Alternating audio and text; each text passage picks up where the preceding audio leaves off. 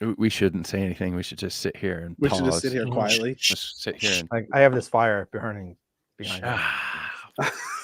Ben We're all blew. talking. We're still Ben talking. blew it. Okay, just don't talk. Okay. Don't talk. All right, ready? We're gonna go live. Ready? Okay. Going live. We're live. And when we go live, we'll go live. Okay. Oh man, I did the thing with the thing. Oh well. I guess since we're live, we should probably start the show, huh? Yeah. Why not? No, that part comes after. We got to do this. Sorry. We got to do this part first. You're right.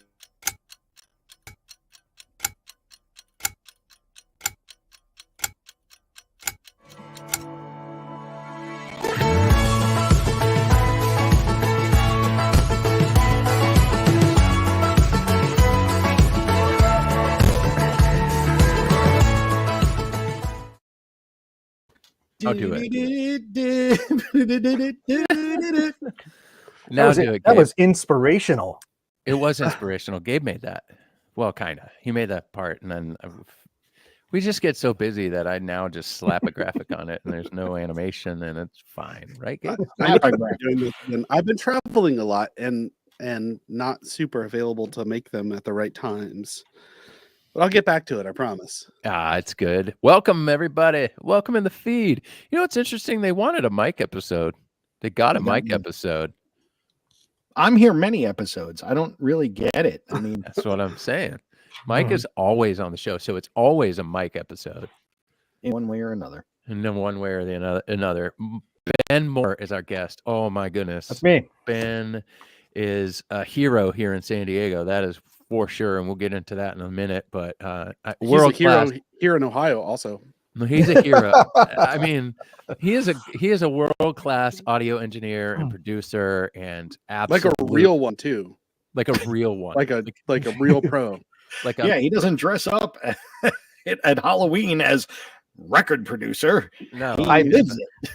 As it turns out, that is usually my Halloween costume exactly because I don't dress up very often. So I mean, he's I leave the sitting. studio and show up to the party exactly, what I was wearing at the session that day. I mean, we could just nerd out on this stuff that's behind Ben in his little. Oh, that's not a yeah. fake backdrop either. That's real. No. That's well, even the fire is real. That's actually a satellite feed that we pay a lot of money for here. Spare no expense. Live stoked fire. Oh, this is so good. I can't wait to talk about. We're talking about microphones, more microphones, and mics and Rogers. So let's kick the show off. Let's get moving. Hey, by the way, Mike, how are you? How you doing, Mike? I'm okay. I am okay. And you? I'm fantastic. I mean, it's baseball season, and yesterday we had a national championship game. I mean, Yeah, wild. we did. San Diego. 2 minutes of sports is at the end. We'll go back to okay. We'll talk about it. You're right, Ben. I always try and turn this into a sports podcast, or pretty much. You've recorded these things when we do the Primetime Experience episodes. So, Ben knows how this thing works. Gabe, how are you doing? I'm good. I'm glad to be back home. I got home Friday, and then my whole family left today. So Where'd they go? My wife had a work trip. Band and choir kids going to Dollywood and then to Nashville, and my kids kind of went along with my mother-in-law. So I'm just holding down the time out. Kind of went along. It's like separately. They can't travel with the school kids. So so they're like they're in like a vehicle behind them. Oh, is that really sick conversion van that your in-laws have? No, they did not take that. Although that van is awesome. I love vans, Ben, and his in-laws have like that's a solid van too. That is a solid van. Anyway, we should one day do an entire episode on touring vans. That would be great. Ben Moore, welcome to the show, Ben. We're so excited. Thanks for having me. Yeah, I mean, Jay, I of course have got first-hand experience working with Taylor and Jay and doing hundreds of videos. Gabriel is the awesome end that finishes that stuff and puts them on air and makes them wonderful every single time, but you guys only contacted me today and asked me to be on the show, so it feels a little bit like what this Make-A-Wish Foundation type of thing, where Michael Jordan missed his plane, so you got Jared the sandwich guy from Subway. He's a bad look right now, though. Yeah, that's probably not the best dotted line to draw. Yeah. He's a big ope right now. Yeah. Well, okay, so we did have an episode and we did have a guest, and it was like, oh no, we need to do a Mike episode, but our guest last minute did definitely say no. Well, they just couldn't make it, and it was gonna be a equally nerdy guest. And so I'm like, who can do this episode? We need somebody who can talk about microphones until there. And I couldn't get out much further than that. And I'm like, Ben, more. So I shot you and I shot you a text, and you were like, yes, let's do this. So we put the show together. Thank you for thinking about me. I mean, you guys always bring me the most fun projects to work on in the studio, and it's always working with excellent people. So much appreciated. Jokes aside, thanks for having me. We're not allowed to talk about the stuff that we shot last week, but it's pretty exciting over here in Taylor. That's for sure. All right, let's get moving along with this episode. You guys know the deal. Let's keep the feed clean. Let's have a good time here. It looks like we got our core group of people watching the show. As you guys know, this is a Guitar Nerd talk show. It's a podcast. It's a long form, and it has been 6 minutes and 30 seconds, and we are going to talk for a little bit more before we discuss microphones, and more microphones. That's just how it works. See, Ben, we have to say this because some folks have been newer to the show. They come and watch. They think we talk too much. Yeah. Okay. Truth of the matter is they are 100% correct. We talk much, but that's part of the game. Anyway, best microphones for every purpose. I don't know if we'll truly dial into that because there are so many microphones for so many purposes, but best is subjective. Really good clickbait. It is. It's very subjective. Yeah. Very good clickbait here. So welcome to the show, Ben, Mike, and Gabe. We got 0 hate this week. 0. See if we can work. I'll work on that for you. Okay, so because we didn't talk about the ES2 at all last week. So Jay sounds like he's breaking up a little occasionally. You cut out a little bit here and there, but I think you're okay now. Yeah, you were freezing up a little bit for a second there, but we'll just roll on through and deal with it. I was freezing up a little bit, like a little hitch in your giddy up there. That's interesting. My download speed is 1,000 right now. My upload speed is 950. Maybe my computer just hates life. That could be a thing. Shucks. Who knows? Well, sorry guys if I break up. I find computers respond really well to verbal intimidation. AI. I mean, are you nice to AI or do you? I mean, the stuff that doesn't work on my family usually works on my Mac. That's a good one. All right, that's good. We're gonna go into our first little segment here, and it's a segment called "What Are You Listening To?" with a useless clip.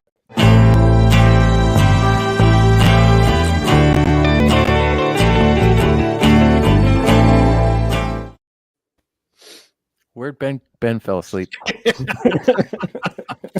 Ben fell asleep. Ben, this is a segment called "What Are You Listening To?" and that's how it works right now. We ask you what you've been listening to lately. Oh man.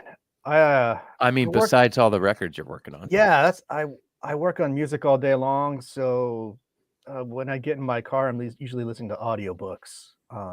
The music I am listening to right now is the new Plosives record that I'm mixing. That's been recorded on and off for the last couple of years. So wait a second. I'm listening to that a lot. Second. Did you say a new Plosives record? Yeah. Because the first Plosive record that you did was arguably one of the best records ever made. Man, I love that record. Yeah, we tracked that here. They started this one in Canada. They got some free studio time and went up to Calgary during the winter, I think. And that was Alberta, I think. And had a very cold recording session. Brought the tracks back home, and we did more guitars and vocals. And now it's on my desk to mix. It's 15 songs, I think. Yeah. Oh, are you a fan of that Plosives record there, Mike? Have you heard the Plosive record? The latter. I have not heard haven't the heard the plosives plosives record. The only plosives I know are like, Yeah. Mhm. which actually is topical for today's subject. It is. It is, as a matter of So fact. we will bring up plosives, both the band and actual plosives. Mhm. Oh, that's fantastic. All right, Ben. So it's the records you've been mixing a lot. That's great. Yeah. Okay. Gabe, what have you been listening to? Well, like I said, I just got back from a trip. A lot of times when I drive, I do end up also listening to audiobooks. However, I've been hyper 90s focused lately, so I was listening to a bunch of Space Hog and like Nice. Hum. And then I got home, and today was earlier spinning some Counting Crows. All right. And Notes. for Jay specifically, Dave Matthews. Oh man. So yeah, that those are my listeners for today. But yeah, I was absolutely blaring like Space Hog and Hum and all these cool 90s bands on the way home the other day. It was super fun. I remember Space Hog. I thought that band was pretty great, actually. They were pretty Yeah. great. They were pretty great. That Hum, record's Hum's awesome. Dude, Hum. But Space Hog awesome too. Like that was a really good record. Also, Counting Crows is good, man. You can't fight me on that one. I'll arm wrestle you down. Yeah, they had Over a the couple top. hits. Over the top style, right, Mike? Over the top. Over the top. Mike, what have you been listening to? Oh, a couple of things while I grab them. Quick note about Space Hog. Anthony Langdon, who is the singer of that band, actually went on to be the singer of Bullet Revolver for a little bit after Scott Weiland left the band. Yeah. Oh, yeah, that's Oh, right. I didn't even know that. That's so Yeah. rad. So a little bit of trivia for y'all. Break that out at the bar and bet somebody $1. Yeah. All right. So again, Vinyl Junkie. I go out, I go storming, I look for cool things. This one I'm going to get yelled at for. I never really listened to this band. I knew the one song that came out in the mid 2000s, if you will. Jack White. I was never like a huge fan of the White Stripes or anything, but I dug the one song from the Raconteurs that hit the radio steady as she goes. So I picked up the album. Oh, they're so good live too. It's so good. They're It's so good, and I kind of hate myself for not picking this up sooner. I'm an idiot. I hate yourself. You hate myself? Yeah. You enjoy myself. I enjoy myself. It's really nice of you, Jay, to help him with his self-hate. Yes. Behind you. He hates myself. And then I wound up grabbing this. Oh, yes. And this has been on like repeat ever since I got it on Friday. It's Like, so good. yeah, absolutely. That's also right in my wheelhouse. That's great. Yeah, this is so good. Get out your wah pedal and go to town, ladies and gentlemen. Mm-hmm. John Shaft. So that's what I've been listening to. Jay, what have you been listening to? Oh man, the new Bouncing Souls record. Will Yip produced it. It's fantastic. If you're an old punk rock fan, it's really fun. It's actually it's interesting when bands like that are like fine wine and their newer records are better than their older records, even though their older records are fantastic. But it's really great. Of course, Gabe and I are part of another project where there's a bunch of musicians coming together to make music together. Much like, not like I Know What Love Is. There's not going to be 875 track audio on it. However, there's also not going to be 54 artists, but there are a handful of artists. There's now going to be 5 or 6 on it, which is really fun. But working on a project, and I've been listening through mixes of this project, which is really fun. That I've also been catching up on more Balance and Composure. For some reason, I'm just stuck in this Balance and Composure world right now. Maybe because John Simmons from Balance and Composure is part of this project that we're working on. So pretty fun. All right. That's that segment. I think it's time to get into the discussion. Bandrew is in the feed. Oh, hi, Andrew. Andrew's here, and We love Andrew because Andrew Scott was the other Mike episode that we had, not Mike Venezia episode, but microphone episode. Andrew came on and did some comparisons, and it was really, really fun. So it's really interesting to continue to dive into these subjects. The last few episodes of Primetime have been insane, if you think about it. We did ES2. We did direct injection or direct box, DI box. We did home recording, but we shook the rig on that and just called it recording because, you can record anywhere. You could be in a amazing studio like the one that Ben's sitting in right now, or Gabe's studio that he's sitting in, or Mike's studio that you're wow. You guys are all in studios and I'm just in front of a wooden wall. But that's a studio. Nevertheless, it looks kind of like a Panera, but it is a Panera. I am eating a bread bowl of soup. I would like the you pick too. Yeah, that's funny. Anyway, if you're in a room and you have a microphone and you have something to record on, you can call it a studio because it's sort of loosely defined as something like that. So Ben, last week we had our good friends Daria Musk and her stepdad Ram on. Ram is a composer, married a classically trained flautist, if you will. Daria was raised in a house that has always been a studio. So they're like the ultimate home studio, but their home studio has, lots of money invested into it. So it's a little bit different than most home studios. And I think one of the main takeaways that we got last week, or we took from last week, was inspiration is a big help in recording anything, right? And there are so many different tools that we get lost in sometimes. You do this professionally, so you can dive into like the tools that, mecca of recording. But I think the really interesting thing that I learned from last week was when Ram said, you just got to start. The first step to recording anything or making music is you just got to start, and you got to start.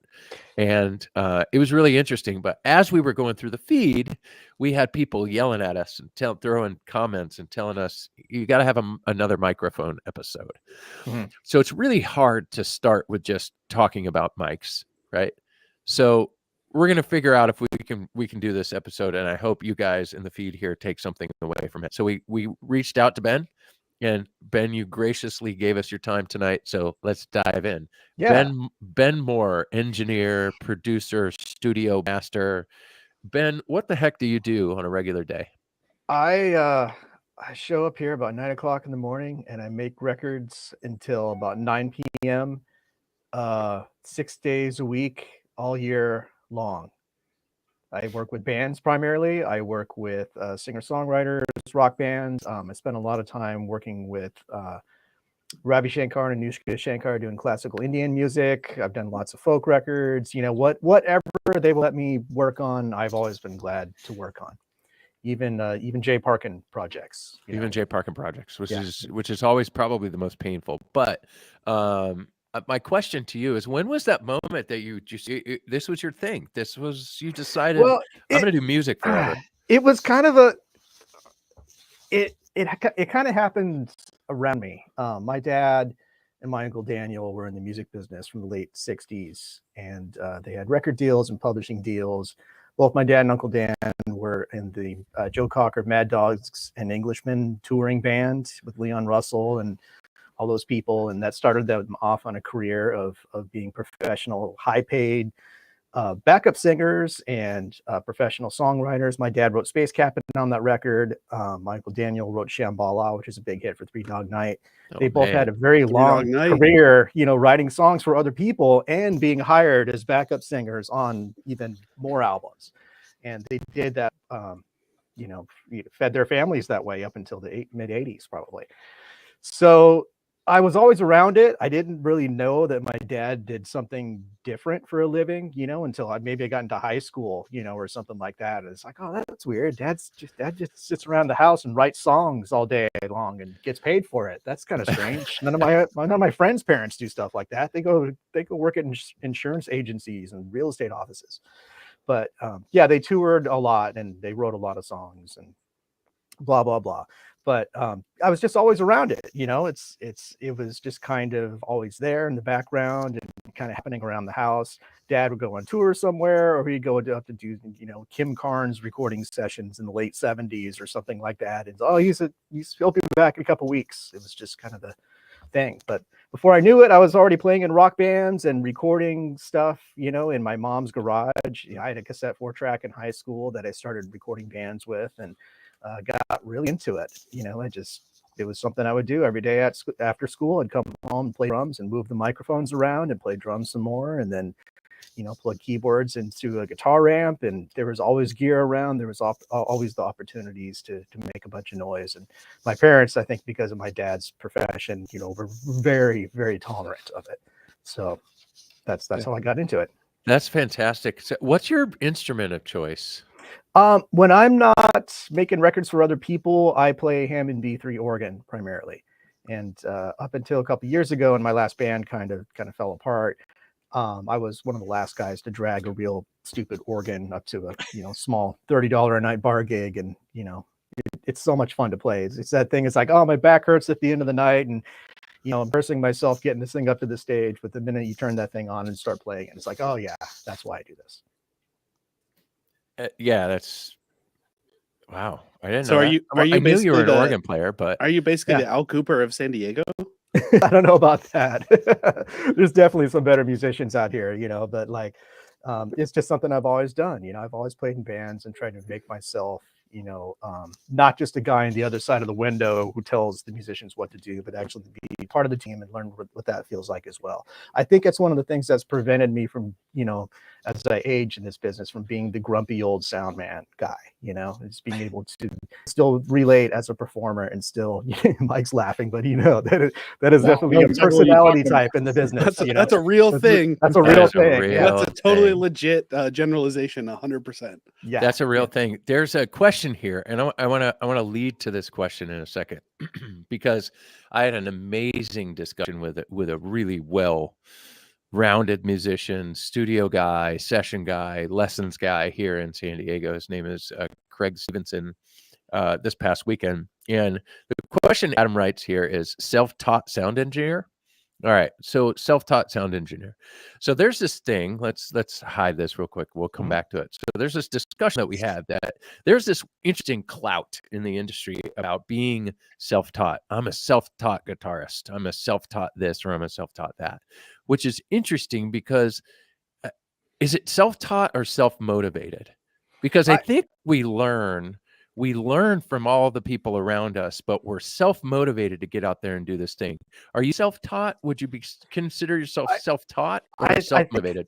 I think there's a timeline here I need to address, and this is also true of a lot of studio nomenclatures. The fact that a lot of studio terms and the designs of recording studios and their entire purpose were actually based upon broadcast and radio before television and before, you know, recording business kind of existed. So that's why those big rooms were kind of put together as big rooms. They were actually broadcasting live orchestral and string work, you know, for broadcast.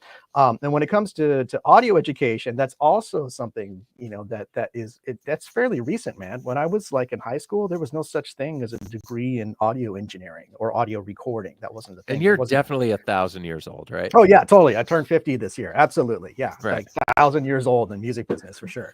But 1,000 years in music business years. Yeah. It's like dog years. Yeah, pretty much. But those programs, those degrees, and even the major, you know, university systems in California, there was no such thing as, you know, a recording arts, you know, degree or career path or anything like that. That didn't come until probably the 90s, I want to say, you know, when I first started. Full Sail or something like that, right? Yeah. Even Berkeley, you know, Berkeley, Boston, I think, didn't have anything like that really until later. So when you're talking about somebody that would be a self-taught engineer, that was pretty much everybody up until the music business of the 1980s or 90s. Yeah. So you just had to get your feet wet. And it's really interesting because you talk about a 4-track recorder. Oh man. Yeah. I mean, was it Tascam? I had a Yamaha. I think I went to a Tascam after that, but I started off with the Yamaha and then got another Yamaha. It just was available to me at the time. Yeah. And so it's just really interesting. I'm not self-taught. I had so many people show me as much. Right.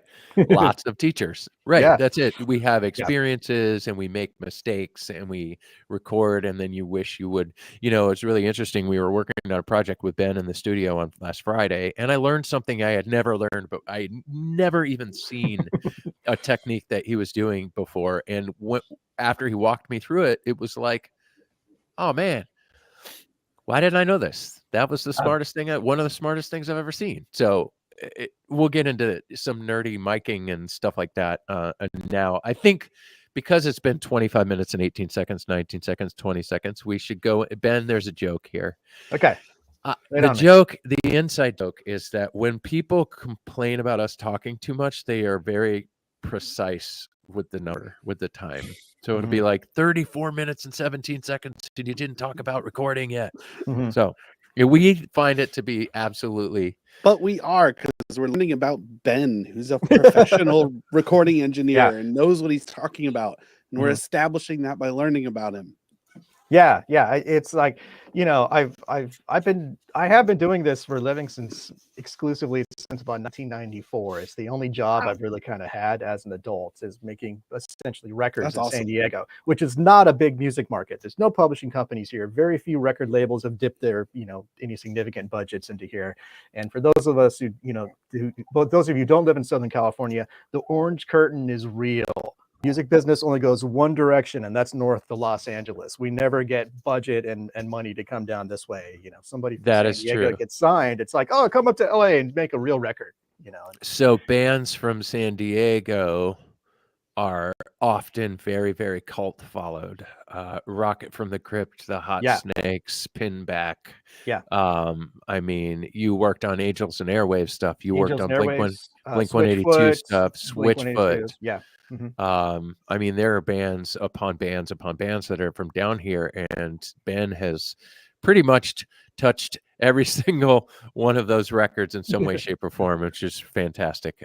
And so we're super excited to have you here, man. We are super excited to dive into some microphone basics. Yeah. What is a microphone? Let's get nerdy. All right, transducers. Here we go. There is no better invention for listening than your ears. There just isn't. There's just so much more information there. Everything that produces audio for your ears to listen to is just a weak imitation of nature, right? So just the idea of a perfect microphone or a perfect speaker is impossible. There's nothing that your brain and your ears can't discern as being an imitation. So let's just get that out of the way right now. So what it comes down to, and at least the way that I approach this is my personal opinion, of course, is that recording is not a photograph. You're not trying to capture something perfectly as it happens in the room for reproduction.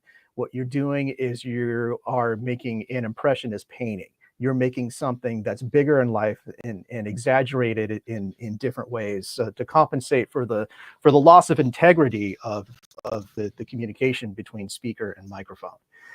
So with that in mind, that's why we have these weird palettes and these weird shapes of microphones that are intentionally imperfect in certain ways. Vocal mics with a big peak at 7K, or things that will maybe handle a lot of volume from a snare drum, 120 dB all day long without collapsing. But when you put your mouth up to it to speak into it, it just sounds like garbage, like 57, for instance.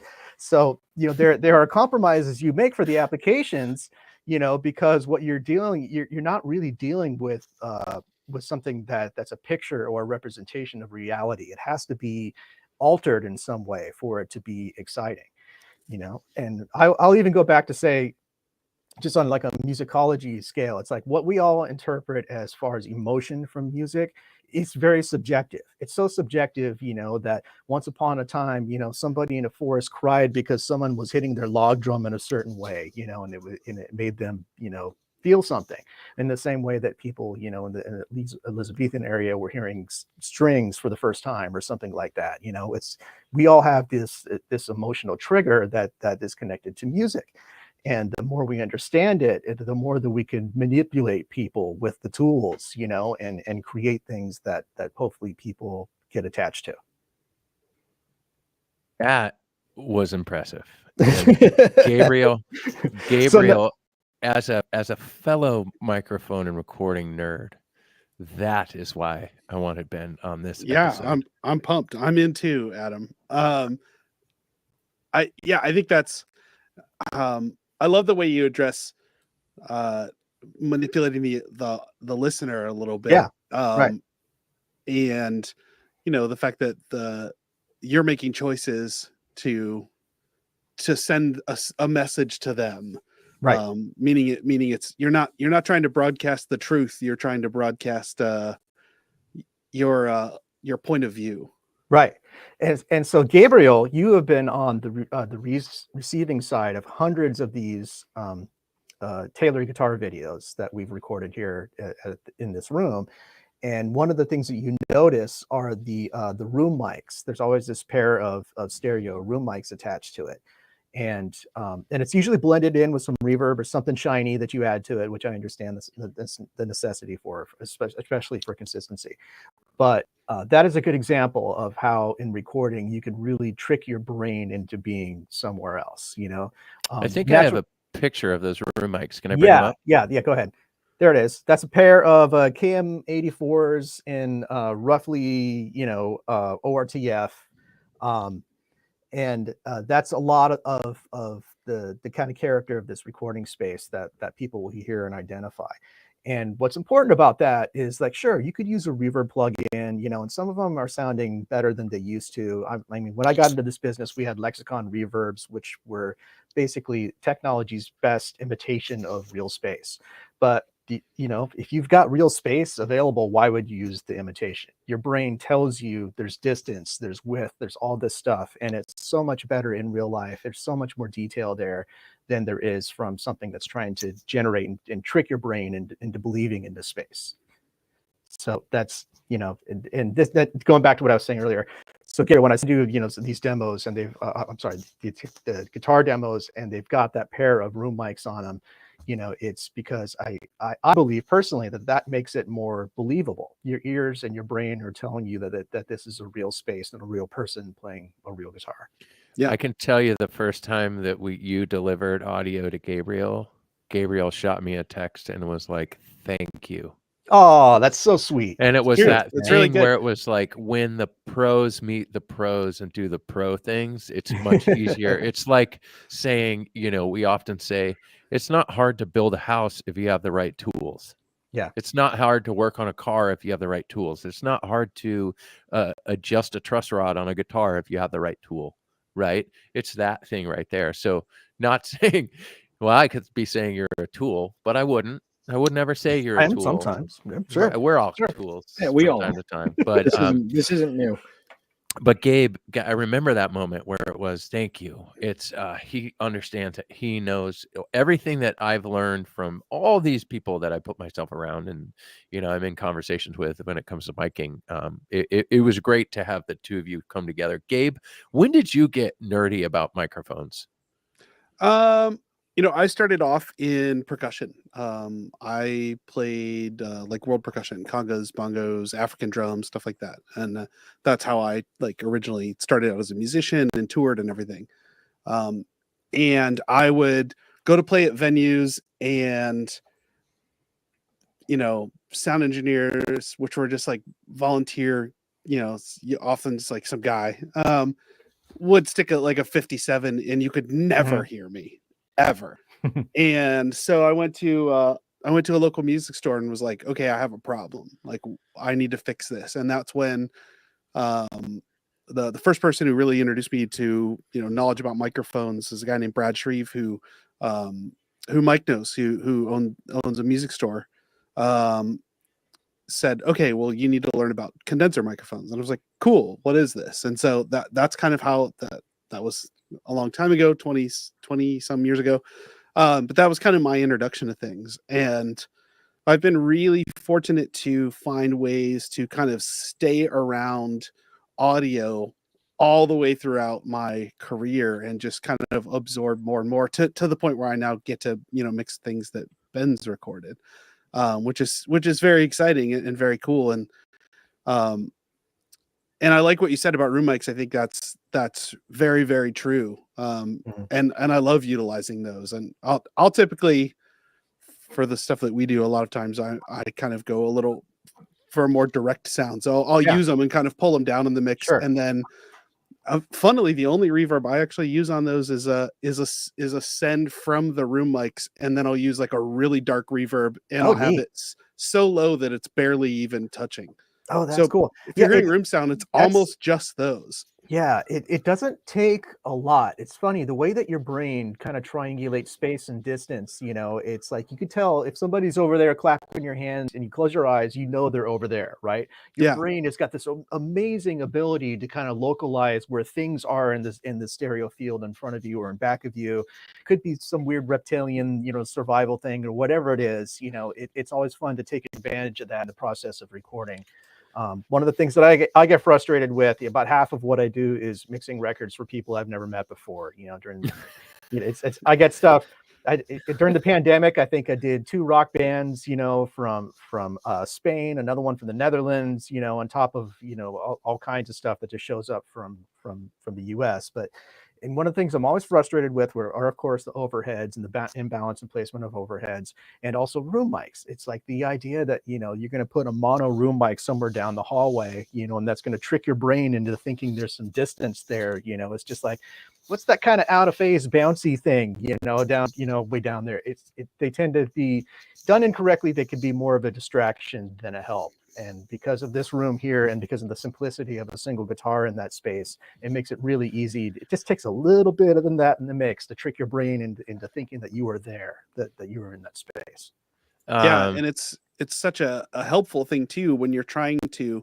The whole point of those videos, which if you've been on Taylor's website lately, there's loads of videos of nearly every guitar model, and I'm still working through a lot of that stuff, and there's still new stuff coming all the time, which is great, and it's, you know, an ongoing enjoyable thing. And there's the mic. You know, the idea is to try and show a guitar player, a potential Taylor owner, what the guitar is like if they're sitting there playing it, what it's going to sound like to them. That's always that's what I'm trying to get through.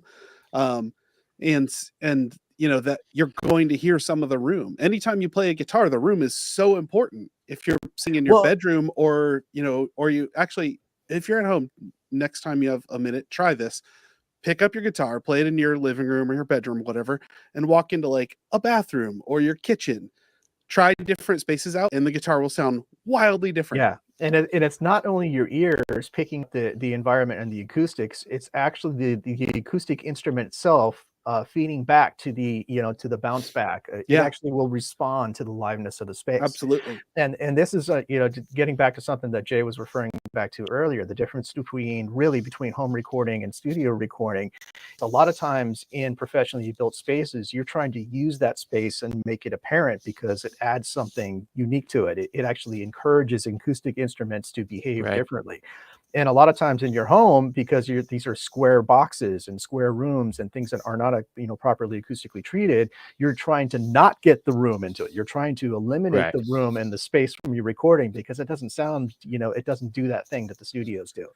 And there's a place for both. I oftentimes mic drum kits, you know, so close to them that, you know, that it could be your living room. It could be one of those spaces. And other times I'm adding various levels of room mics and things to take advantage of the diffusion in the space and really make it, you know, sound bigger than it really does. You walk into the room and hear the drum kit. It's like, yeah, okay, that sounds pretty good. And then you walk into the control room. It's like, wow, that room sounds twice the size, you know, than what I just heard 10 feet away.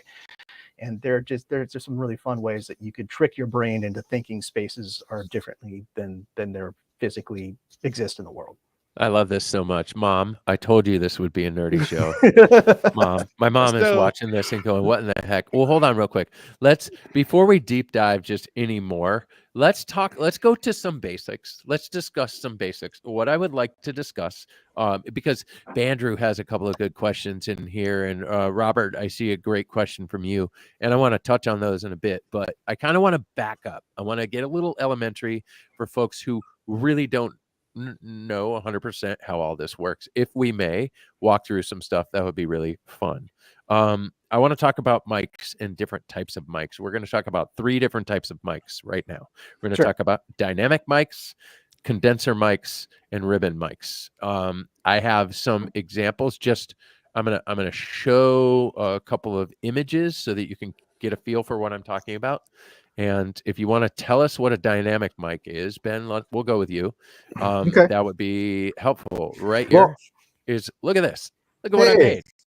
I've got a lot of those right here in the building. Those are very useful. And you probably have one in your hand. Well, I'll read you the 1974 edition of Modern Recording Techniques, the Runstein book. Defines a dynamic microphone. A dynamic or moving coil mic is a pressure-operated device. It consists of a fine coil of wire attached to a delicate diaphragm suspended in a permanent magnetic field. Who could say it more poetic than all right? Do you have a definition? Right? Do you have a definition for condenser mics? Well, just going back, before we step away, dive into dynamics from that, right. just a little bit about that. What's unique about the dynamic mics is they're primitive. They require no power. They actually just respond to what's going on around them and generate signal out the other end. That's very useful in before times, before some of these other technologies came to exist. But what's great about these, of course, is also that they will handle incredible sound pressures realistically. Like you could put this next to a snare drum or a guitar amp or something that would just be punishingly loud. It will take the abuse, and not change a whole lot between maximum and minimum SPLs. 747 taken off. Pretty much. With it. Absolutely. I believe it's. I've talking to people who are recording gunshots professionally, and they were using all dynamic mics, and like, oh well, I guess that kind of makes sense. And hadn't been something I'd considered before. Not many guns in my line of work. It's really pretty low risk, low danger career path. Well, maybe not in the studio. Not guns. Sorry, I went there, didn't I? Okay. There's less of that in the studio these days. Yeah. Thankfully, yeah. All right. So dynamic mics. We got the basics. We feel good with that. All right. We're gonna go condenser next. So here's a little condenser. Hey, someone talked about that C414. There it is, right there. Yeah. That gold. Yeah, I've got one right here. Well, that's another fun story we'll get into in a second. So condenser mics, it's a material with several microns. I mean, micron, you meaning like a single layer of atoms of gold usually on there, and it's charged, I believe, by a DC voltage and goes through some preamp electronics. What's great about these is that the output is very high typically compared to dynamics, and so you could run longer cables theoretically, much higher fidelity. They just kind of have different applications and different things they do well than the old 57s or the dynamic mics. Fidelity wise, they're also radically better as far as high frequency reproduction, and depending upon the model, just way more even curve from top to bottom. If you're looking something that's a big step closer to real life, so to speak, then most likely you're listening to a condenser mic versus a dynamic or ribbon. Oh man, mic basics are so fun. This is great. This is going to be fair, a masterclass. Would it be fair to describe basically all microphones as some kind, because there's different things for different types of microphones, some kind of membrane that is getting hit by sound pressure levels and transmitting that as electrical signals? Well, I think, going back to something Jay brought up earlier, what is a transducer? Well, I wandered off into some random place, but a transducer really is just something that's reacting to the air moving around it, right? I mean, the air moves, sound travels through the air hits this thing, the moving air hits this thing, and it translates it into some kind of, electrical impulse, some kind of wave that gets, run through preamp electronics and eventually makes its way to your radio and bums you out in the middle of your long drive home. So everybody hurts. Hold on. So the transducer, I mean, all these microphones are different types of transducers, and they all have some kind of different working method, usually in the thing itself that responds to the air movement. The diaphragms themselves, I mean, as we're talking between dynamic mics and ribbon mics and condenser mics, really, they all kind of do the same thing, but the materials and construction of the transducers are radically different from each other. Transducers. Mike, you want to start a band? The transducers. That's definitely a band. It has to be. But use the Transformers typeface. No. All right. So you touched on ribbon mics. More than me. Yeah, you ready for ribbons? Oh, Here we go. Before we get too far away, you're going to mention the 414. This is a funny story about these, because this is a 414 EB. This was probably made in the 70s sometime, I think, something like that. The 414 is one of these microphones. When you look online and you're trying to buy one used, for instance, there's probably 20 models that all just say a 414 on them, and you kind of have to do your research to kind of find out what the good ones are, because some of them are not so cool. Which ones are the good ones? Oh, the very first ones. The when you go back to the EBs, and before that, they were basically C12s in a square box capsule, which are really awesome. Long story. Nerd stuff. Yeah. Nerd stuff. All right. Ribbon mics. Here we go. Who wants to talk about ribbon mics? Well, I think Ben should give us the definition. Okay. I'll do another ribbon mic. Okay. So You're ribbon so mics. good at it. Yeah. So the technology for condenser mics actually came from, I believe, Nazi Germany, and a bunch of the recording technology that they had during World War II that the Americans did not. The American microphones tended to be more primitive. They were basically ribbon microphones, and we didn't actually have condensers, I think, until we ripped them off and their discoveries. So the ribbon mics, when you're talking about the old RCA mics and Western Electric and stuff like that, there was other forms of crystal microphones, of I can't remember. There's a bunch of other ones. Yeah, the British use crystal microphones, right? Right. There was other ways to do this too. But the cool thing about the ribbon mics is it's basically this really thin strip of metal with two magnets on either side of it. And at the time, that going through an output transformer was a pretty consistently good way to build a microphone. And so you saw lots of these things made. They were made for a radio broadcast even before there was recording technology. And a lot of them were used in film and sound stages back in the day. Some of the big RCA, big head looking things, fantastic sounding mics. That was another way, just another way of getting the same job done, just another transducer style. And today they're awesome, because when ribbons started kind of coming back again, back in the 90s, early 2000s, they found better materials and manufacturing methods so that they could handle incredible sound pressure levels, almost to the point, where they would get the 57 a run for their money as far as utility.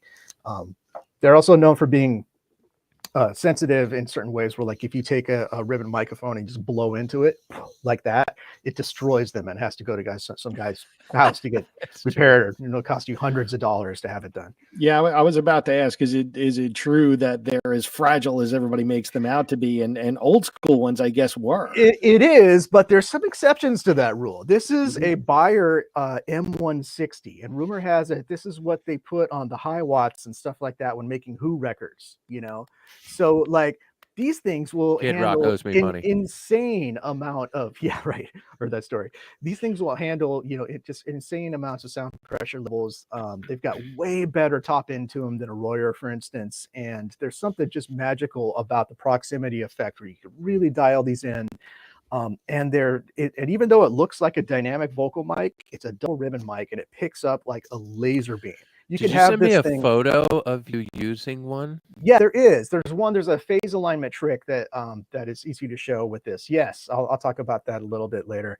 But this microphone is just a magic beast if you do a lot of rock and roll guitar stuff. If the amp sounds good to you in the room and you put this in front of it, it's going to feel about the same when you walk in the other room, which is great. Makes it a lot easier than what we used to do.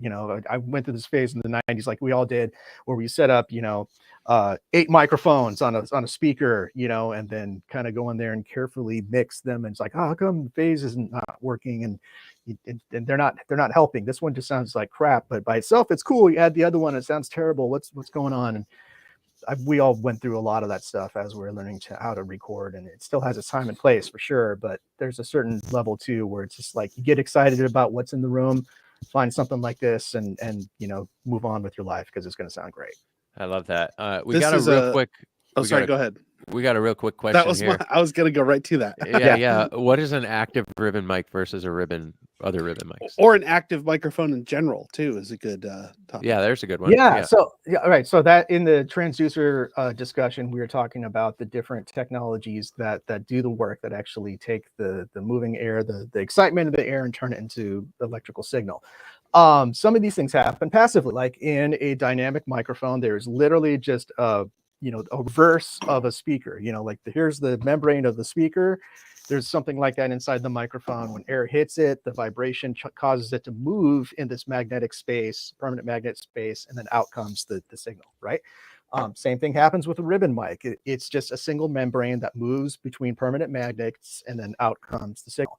Active microphones require electronics. Like when you're talking about a 414, something like this, there is, of course, the diaphragm that is responding to what's happening in the air.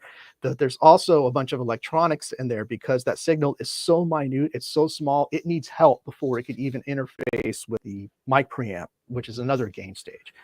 So active microphones are ones that have gain stages built into them, oftentimes powered by phantom power that appears magically, when you hit the button.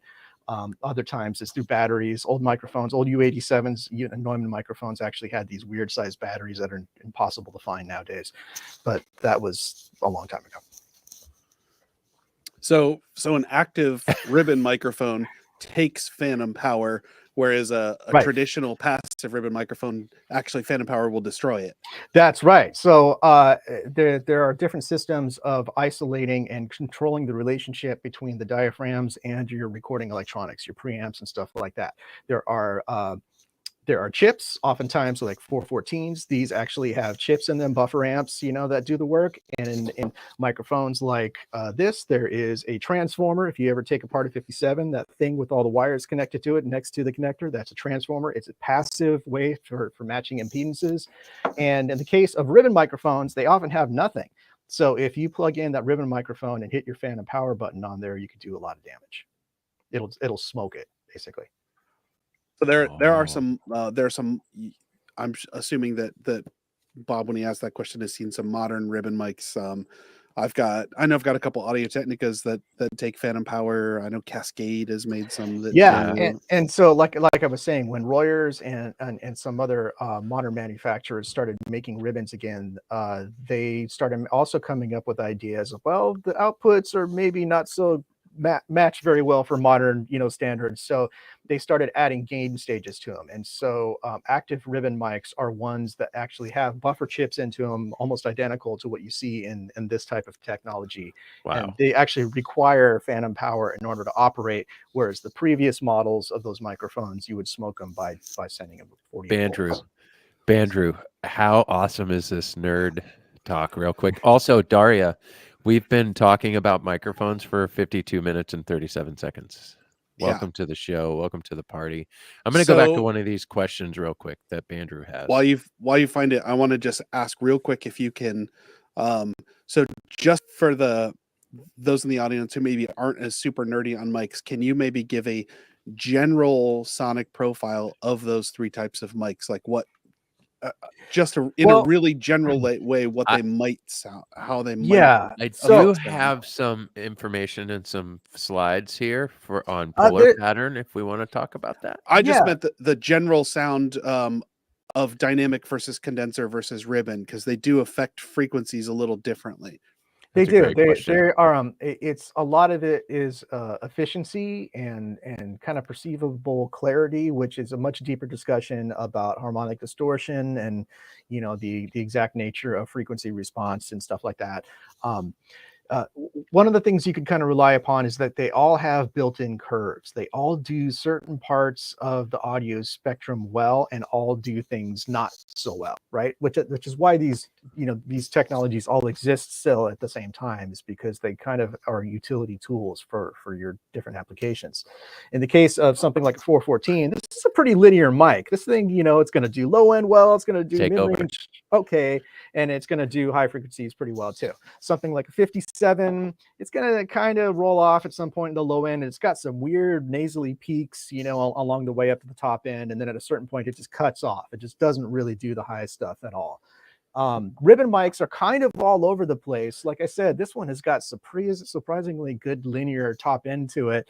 But Royers and all the classic, RCA microphones typically don't have that kind of real high frequency response that you would hear from condenser mics, So, and a lot of times the application, is based upon the genre of music and the instrument that you're recording, the space that you're in. Also, maybe just what you have in your cabinet. If you're a home recording person and you've only got a couple mics, you're going to learn how to use those, couple mics really, really well. If you're in a place like this where I've got a large arsenal of all these different things, then you kind of get to kind of carefully contemplate, I want this amp to sound like the 1960s, so maybe I should use something they had in the 1960s, or intentionally, like maybe I want to take it out of that and bring it up to a different date or give it some extra fidelity. A lot of it is part of the creative process of making recordings and selecting the right tool for the job. Would it also, along those lines, be fair to say sometimes you choose the type of mic based on what's going into it and how you want to affect the sound? Say if you've got somebody who I don't know, strums really hard with a thin pick, you might want to choose a ribbon mic because it's going to roll off some of that top end for you, or going in.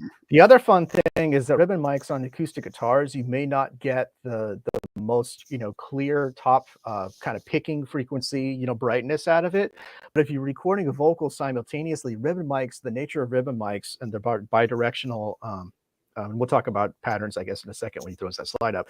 But one of the fun things you can do with some of these bidirectional ribbon mics is that they've got absolute dead spots in the middle. They pick up evenly on both sides, and in the middle, there's absolute void of sound. And if you point that void toward the singer, if you're able to get that in the right place on the guitar and a separate vocal mic up here, you can get almost no vocals communicating into your guitar mic. And that's a really helpful position to be in when you try to mix. This is the most nerdy, best nerdy. There's like all these nerds over here. Yeah, this is Andrew's got high level nerds over here. So I was going to ask the feed if you want us to touch on polar patterns real quick for those of you who aren't familiar.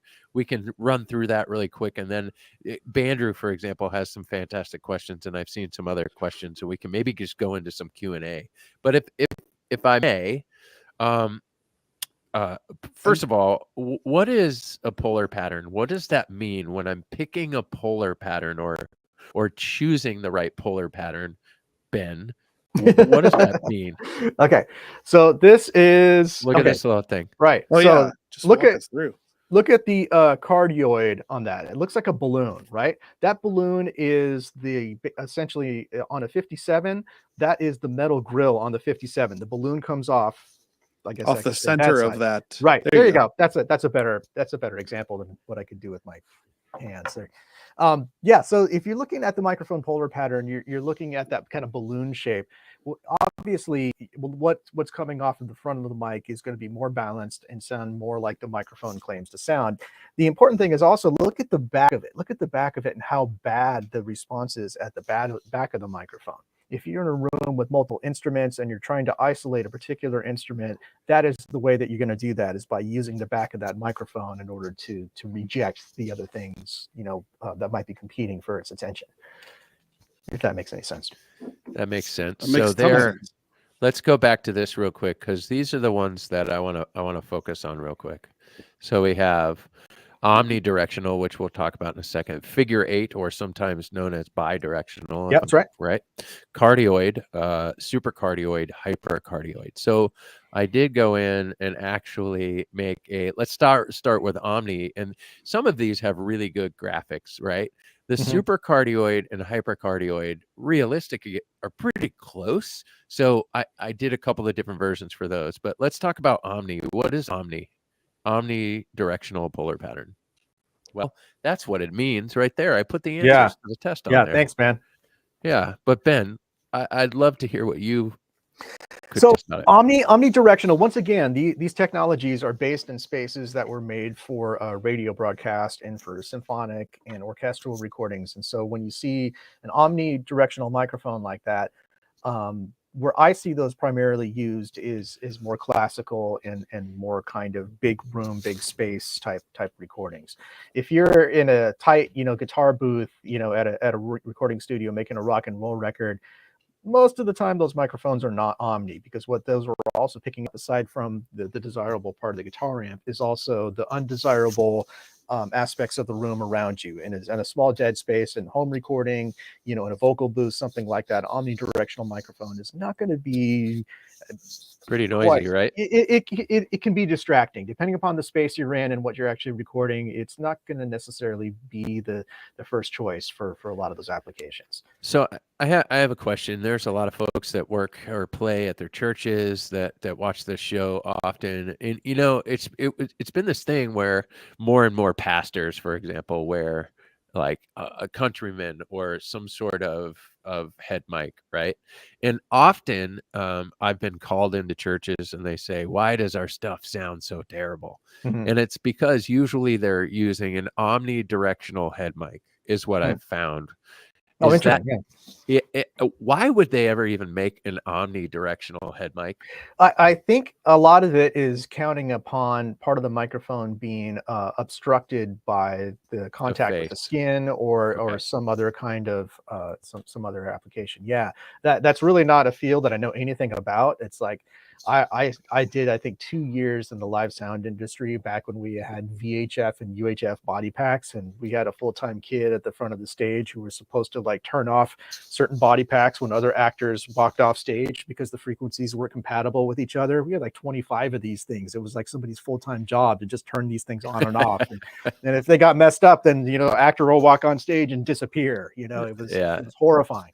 So yeah, I spent like 2 years of that business and got out of it. Went back to the safety of the recording studio. That's great. Let's go back into polar patterns. Let's do figure eight right now.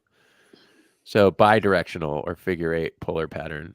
Great. Yeah. So this is going to be all the wonderful sounding old RCA microphones and the Royer stuff and things like that, and if you notice between those two balloons that are that dead space is magical. If you need to put some, a small combination of people playing next to each other and you want to keep all the signals separate, that's great. Like I said, it's like there are fantastic things that ribbon mics do that just really super realistic mid-range stuff. They oftentimes are not the best, clarity of high frequencies. They will oftentimes distort up there, but you can do some really spooky things with the low end. The proximity effect that you can get from those things is, you've got a really small amplifier and you want it to sound massive, you could put a ribbon mic on it and just blow up the bottom of that thing to just make your speakers move. It's fantastic. They have some really good applications. And I'm gonna do some. Gabe, were you maybe gonna say something? It's maybe worth a little bit. It's maybe worth touching on that for when you're dealing with omnidirectional or like bidirectional microphones, figure of eight, that unless it's a ribbon microphone, like if it's a condenser microphone, that means it actually has two transducers in it that are back to back. That's how they're getting that sound. Whereas the bidirectional microphone like that is a single ribbon that is capturing one side and the other, and has this dead spot where the magnets are. That's essentially how it works. And a condenser mic, the multi-patterns work because there are the two condensers like this, and they work together in electronic summing of some kind that make them operate.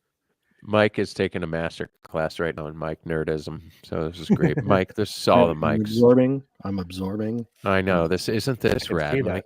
Okay, so I had some of these photos, these images with these photos that I made for super and hyper, and then I realized they were so doggone similar that if you looked at this, so super cardioid, right, and then if you look at this, it's identical, right? So I wanted to take, in a weird way, this and go, let's talk super, and I kind of broke it down this way. It's interesting how you look at, so what is super cardioid polar pattern, and what would you use it for? Well, this is actually something I might bounce back to Gabriel because to be honest with you, it's like I've never done that thing with a boom and like kind of put it above some people talking and ever had it like sound the way that I wanted it to. And so many of those microphones tend to be the more kind of super cardioid and hyper cardioid-ish, patterns, right? I mean, is that a lot of times? Yeah. Explain to me how that works. I've never been able to kind of figure that out. I have no tactile feel for how that works. So here, real quick. So this is hyper. Yeah. This is super. Right. So hyper, super. The big reason that supercardioid and following the big reason that supercardioid and then following that hypercardioid were really pioneered was feedback rejection in live sound. Jay was talking a few minutes ago about people using omnidirectional, like head-worn mics. Lapel mics often are omnidirectional, and the reason is because placement is imperfect. Like if you're in a studio and you're miking somebody's vocals, you're going to mic toward their face, in the correct way. Whereas with a lapel mic, it's down here, or a head-worn mic, it's off to the side. And so by using omnidirectional, you're doing two things at the same time. You're giving yourself the largest kind of square footage, or the largest area of pickup, and then you're also eliminating proximity effect. Right. With supercardioid and then subsequently hypercardioid, the reason supercardioid was invented was feedback rejection. You had these high SPL stages in the 70s, 80s, going into the 90s, where you had half stacks and stacks and loud stage monitors before everybody wore in-ears and used, Kempers and Axe effects. You had these super loud stages and you had feedback problems all the time. And so what they did was create microphones with much tighter pickup patterns so that they reject way more sound from the sides. The thing about supercardioid is that it's got, so you saw in that diagram, I don't know if you want to throw the supercardioid up again, Jay, but you see the kind of tighter balloon in the front, and then it's got a smaller balloon off the back. And then if you look at hypercardioid, the balloon off the back is a little larger. So I'm sorry, the reverse. Hypercardioid and then supercardioid. So the difference is the kind of the sensitivity on the back got smaller, and that was to reject like monitors and other things like that. So when we use those for like video, what we're doing with like boom microphones is we're trying to point them in a really specific space and reject as much other noise as humanly possible, so that we don't get room noise or traffic or all kinds of other things. That also means you have to be really specific about where you point them, which is why like when I go film an interview or something, I always also lav the person up kind of under their shirt. There's a lavalier taped under there too as a backup, because people move. Exactly. All somebody has to do is turn like this, and then suddenly the off axis changes the intelligibility enough to make a difference, right? Yeah. And if you've ever used like a Beta 58, like for live purposes, the minute you go like this, you're gone in the mix. Like you move a little and you are gone. And whereas an SM58, you have a little more leeway. So yeah, that's the big difference. So those other polar patterns are just meant to be much tighter to reject all sound from the other sides. This is awesome. We have a ton of questions over in the feed. Jump into them. But I think we should jump into them, because I think that between the four of us, but mainly the two of you, it'll be very interesting to this. Mike and I will just be able to stop talking and just soak I'm this not all even up. here. I'm not. I know, this is so rad. We it's love like you, I'm writing Mike. notes. I miss you, buddy. I'm writing notes over here. This is just I need a Babbel course to understand the terminology tonight. Yes, TC, maybe we'll create a Babbel course. That would be great, because I understand sometimes you need a glossary to kind of go through this stuff. Miking nothing is a simple subject. But somebody here, Sam Slingerland Sam, said, can you talk a little bit about shotgun mics? I was going to add like a shotgun polar pattern little graphic, but I didn't, because I knew the show would go already an hour and 8 minutes and 28 seconds. So if one of you want to talk about shotgun mics, that would be cool. Basically just did. Yeah. I mean, that's what shotgun mics are used for. It's just meant to be a very directional microphone. And like typically, so if I was miking myself right now with a shotgun mic, it would be right here, exactly out of frame, as close as humanly possible. I'm generally pointing it like right here, just kind of past my mouth, at my chest, and then kind of, at mouth distance, basically. But isn't the polar pattern much different? It's No, thinner, right? No, they're typically either supercardioid or hypercardioid or cardioid. Just depends on the mic you pick. But it's just a long microphone with a ton of side rejection. Mm-hmm. That's how they're designed. So that's the only difference there. And again, mostly they're used for video applications, or audio for video rather than for music. Yeah, there are some stories about like some New York guys getting really into those for snare drum, and some things like that. But I think, yeah, especially if you're talking about the long, goofy looking ones, from the 80s, I think the technology has changed a bit. And I'm looking to see if I have any of mine in reach distance. I don't. This is a good question from earlier that I liked. Yep, I was going to get to that. Yep. Can you use the same mic for indoor recording as you use for outdoor performances? I'm trying to manage my budget as well as get the best sound. Then, Gabe. It depends upon the application. If Ben you're talking a condenser mic, that maybe you're using on acoustic instrument, then absolutely. I mean, there is a lot of crossover on what people use on stage and in the studio, but there's also a lot of differences as well. I see people, in tour videos nowadays using stuff on guitar that I don't even recognize anymore, but it's making somebody happy. And I know that the consoles and sound systems sound better than they ever have before, so they're doing something right. Yeah, there are a lot of companies making like handheld vocal condensers that, right. If you had to use them to record, I mean, I could hand you a one of those Shure or Neumann vocal condensers, and you could mic a guitar with it, and it'd sound great. Like, man, I remember the first time I got my hands on a Shure. I think it was a Beta 87A or something like that. It is kind of one of their first handheld vocal condenser mics, and it's just like, yeah, this is great. This is what we all kind of wanted. And then and that's been Neumann makes them now. I know a lot of the high end. Daria was using one last week on the show as her mic. Let's go through, Gabe. I'm going to go through the Bandrew hour real quick because he's got some fantastic questions. I have one pulled up right here, actually. Which one? This one? No, it was earlier than that, I think. But this is good.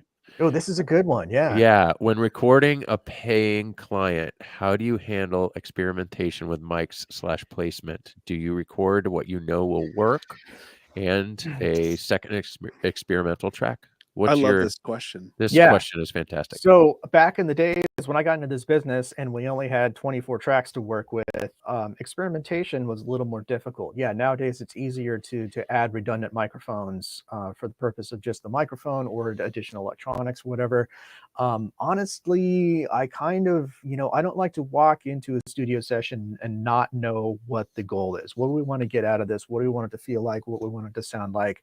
I just know that it's a lot less stressful for everybody to have that discussion before you start the recording process instead of the end of it, after you've already done whatever's easy for yourself, right? So I will have that discussion and decide what we want as an end result and then connect the dots backwards from there. So when you're talking about experimentation, yes, oftentimes there is always room to plug in an extra microphone or an extra angle, or in the case of working with electric guitars, even extra amplifiers to run simultaneously, with what clients show up with. But if I am experimenting, I don't want the client to feel like, they're paying for my education. I oftentimes, communicate to them exactly what they want, meet that, if not try to beat it. And if I could learn something in the process, even better, but sometimes a lot of engineers will do this, especially home recording people with limited collections of equipment, will choose exactly what they've got instead of what the right tool for the job actually is. And they end up making compromises. I don't like making those compromises. So I kind of like to know what I'm getting myself into before anyone even shows up at the studio.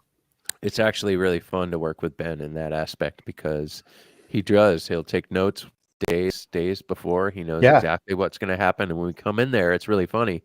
We'll be, sometimes just building cameras or building a set or doing something. And it's like Ben already has all the microphones staged and ready for when it's his turn to go set everything up, which is it's fantastic. He knows exactly what he's going to do. And it's and the stuff that happens before that is even more important. If you're talking about relationships with your clients, there's nothing that says more about your interest in what they're doing than to drive to the band's house and watch a rehearsal.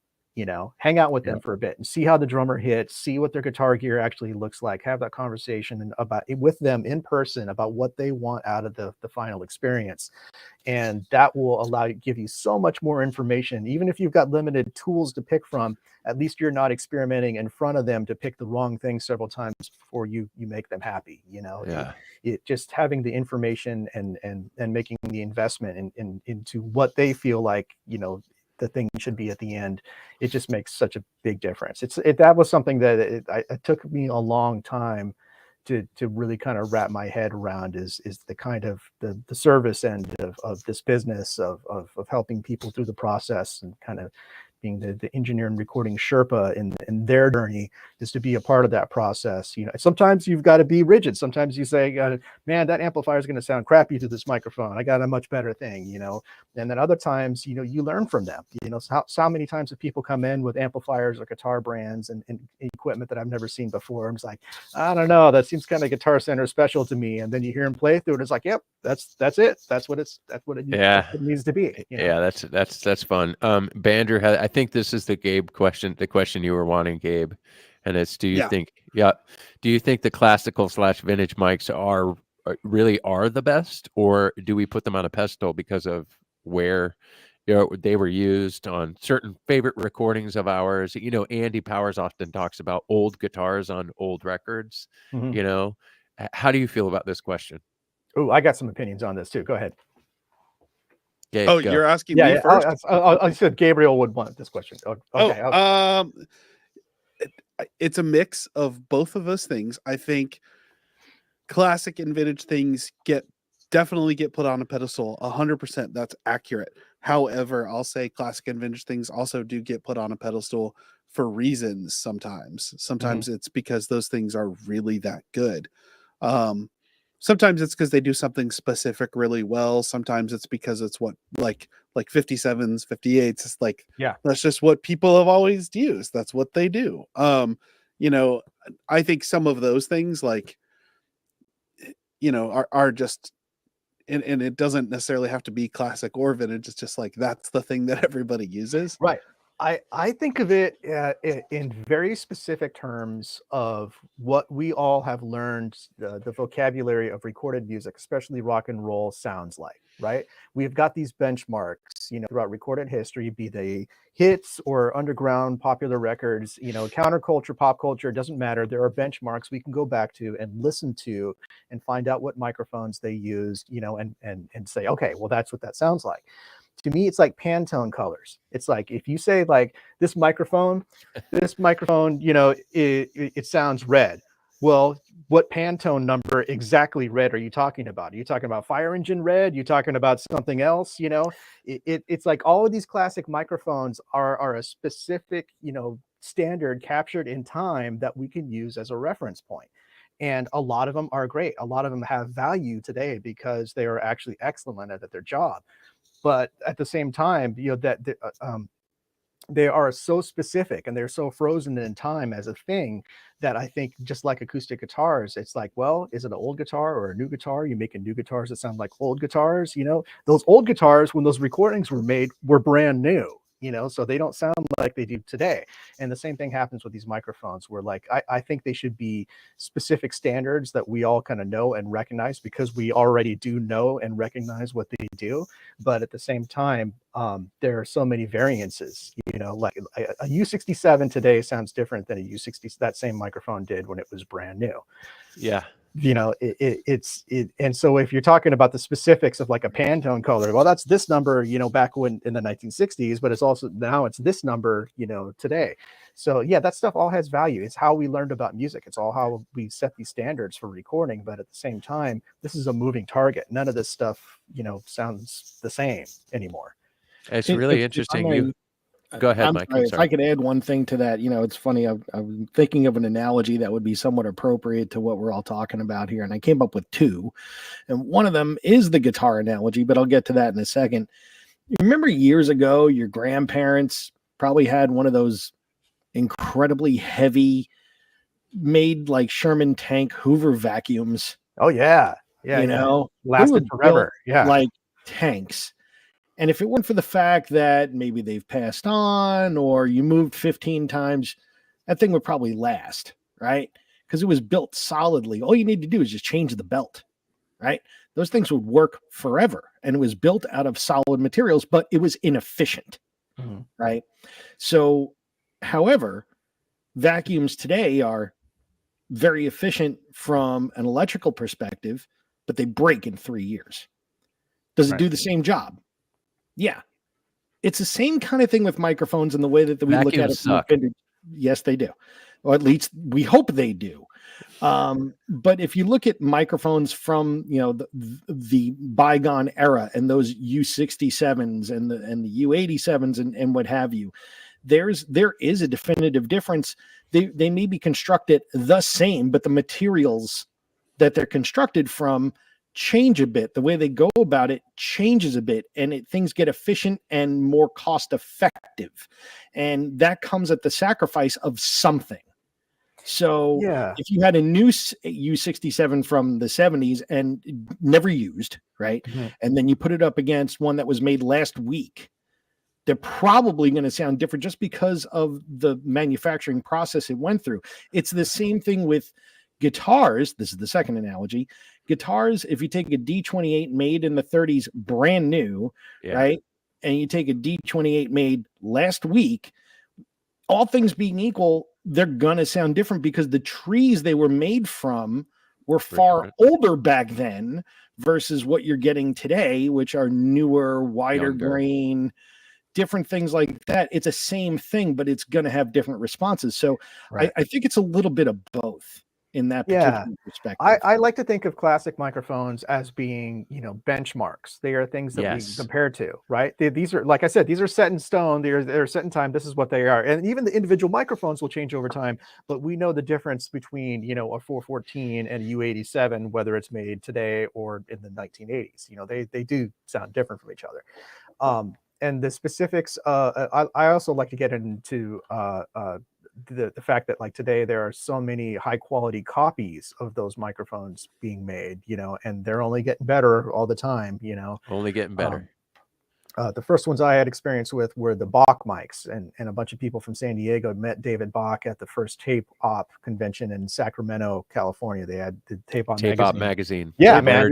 We love tape op. Yeah. The very first convention that they had in Sacramento, I met David Bach, and he showed me his camcorder video of him playing drum kit and recording to a 1/2-inch tape machine with this microphones that he was building at the time, and they were very high quality copies of some old classic microphones. And I ended up talking to some studios in San Diego to invest in these things, and they're still in use today. They're fantastic, and he's done a great job of maintaining those microphones and updating them as new parts and better things became available, which is really cool. I love this conversation so much. My mom sent me a text and it said, "This is a really informative show.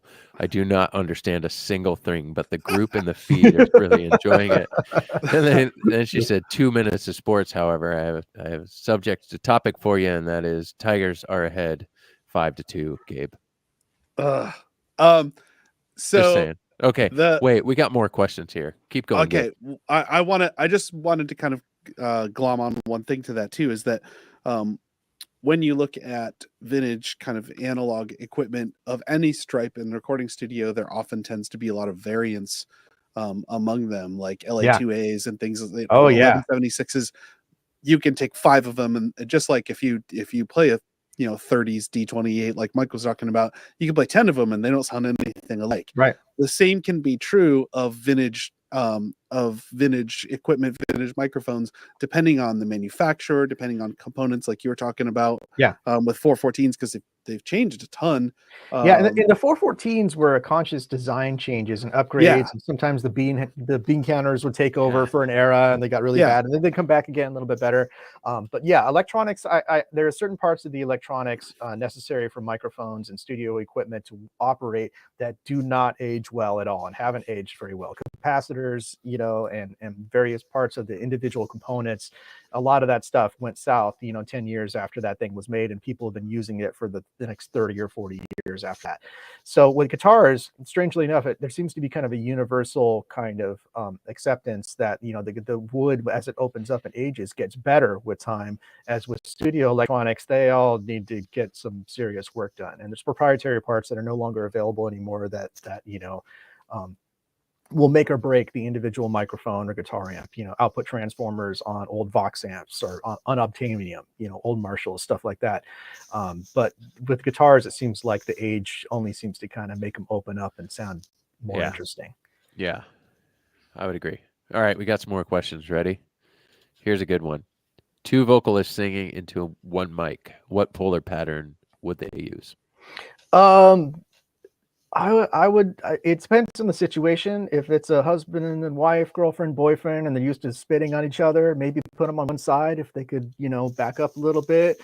If you want to be more respectful about their personal space, you know, I would put them on a figure 8 with pop screens. And on stage, you know, that's even more difficult because those microphones tend to be way tighter pickup. And if you're, you know, sharing a microphone, it's not really possible without spitting on somebody. Someone asked earlier, and I can't find the comment, but was mentioned like bluegrass bands and omnidirectional mics, because it's really common to see bluegrass bands all gathered around one microphone. Yeah, love it. It's great. Which is rad and can sound incredible if they know what they're doing. It's worth noting, and again, I'm sorry, I can't find your question or comment right now, but those bands rehearse.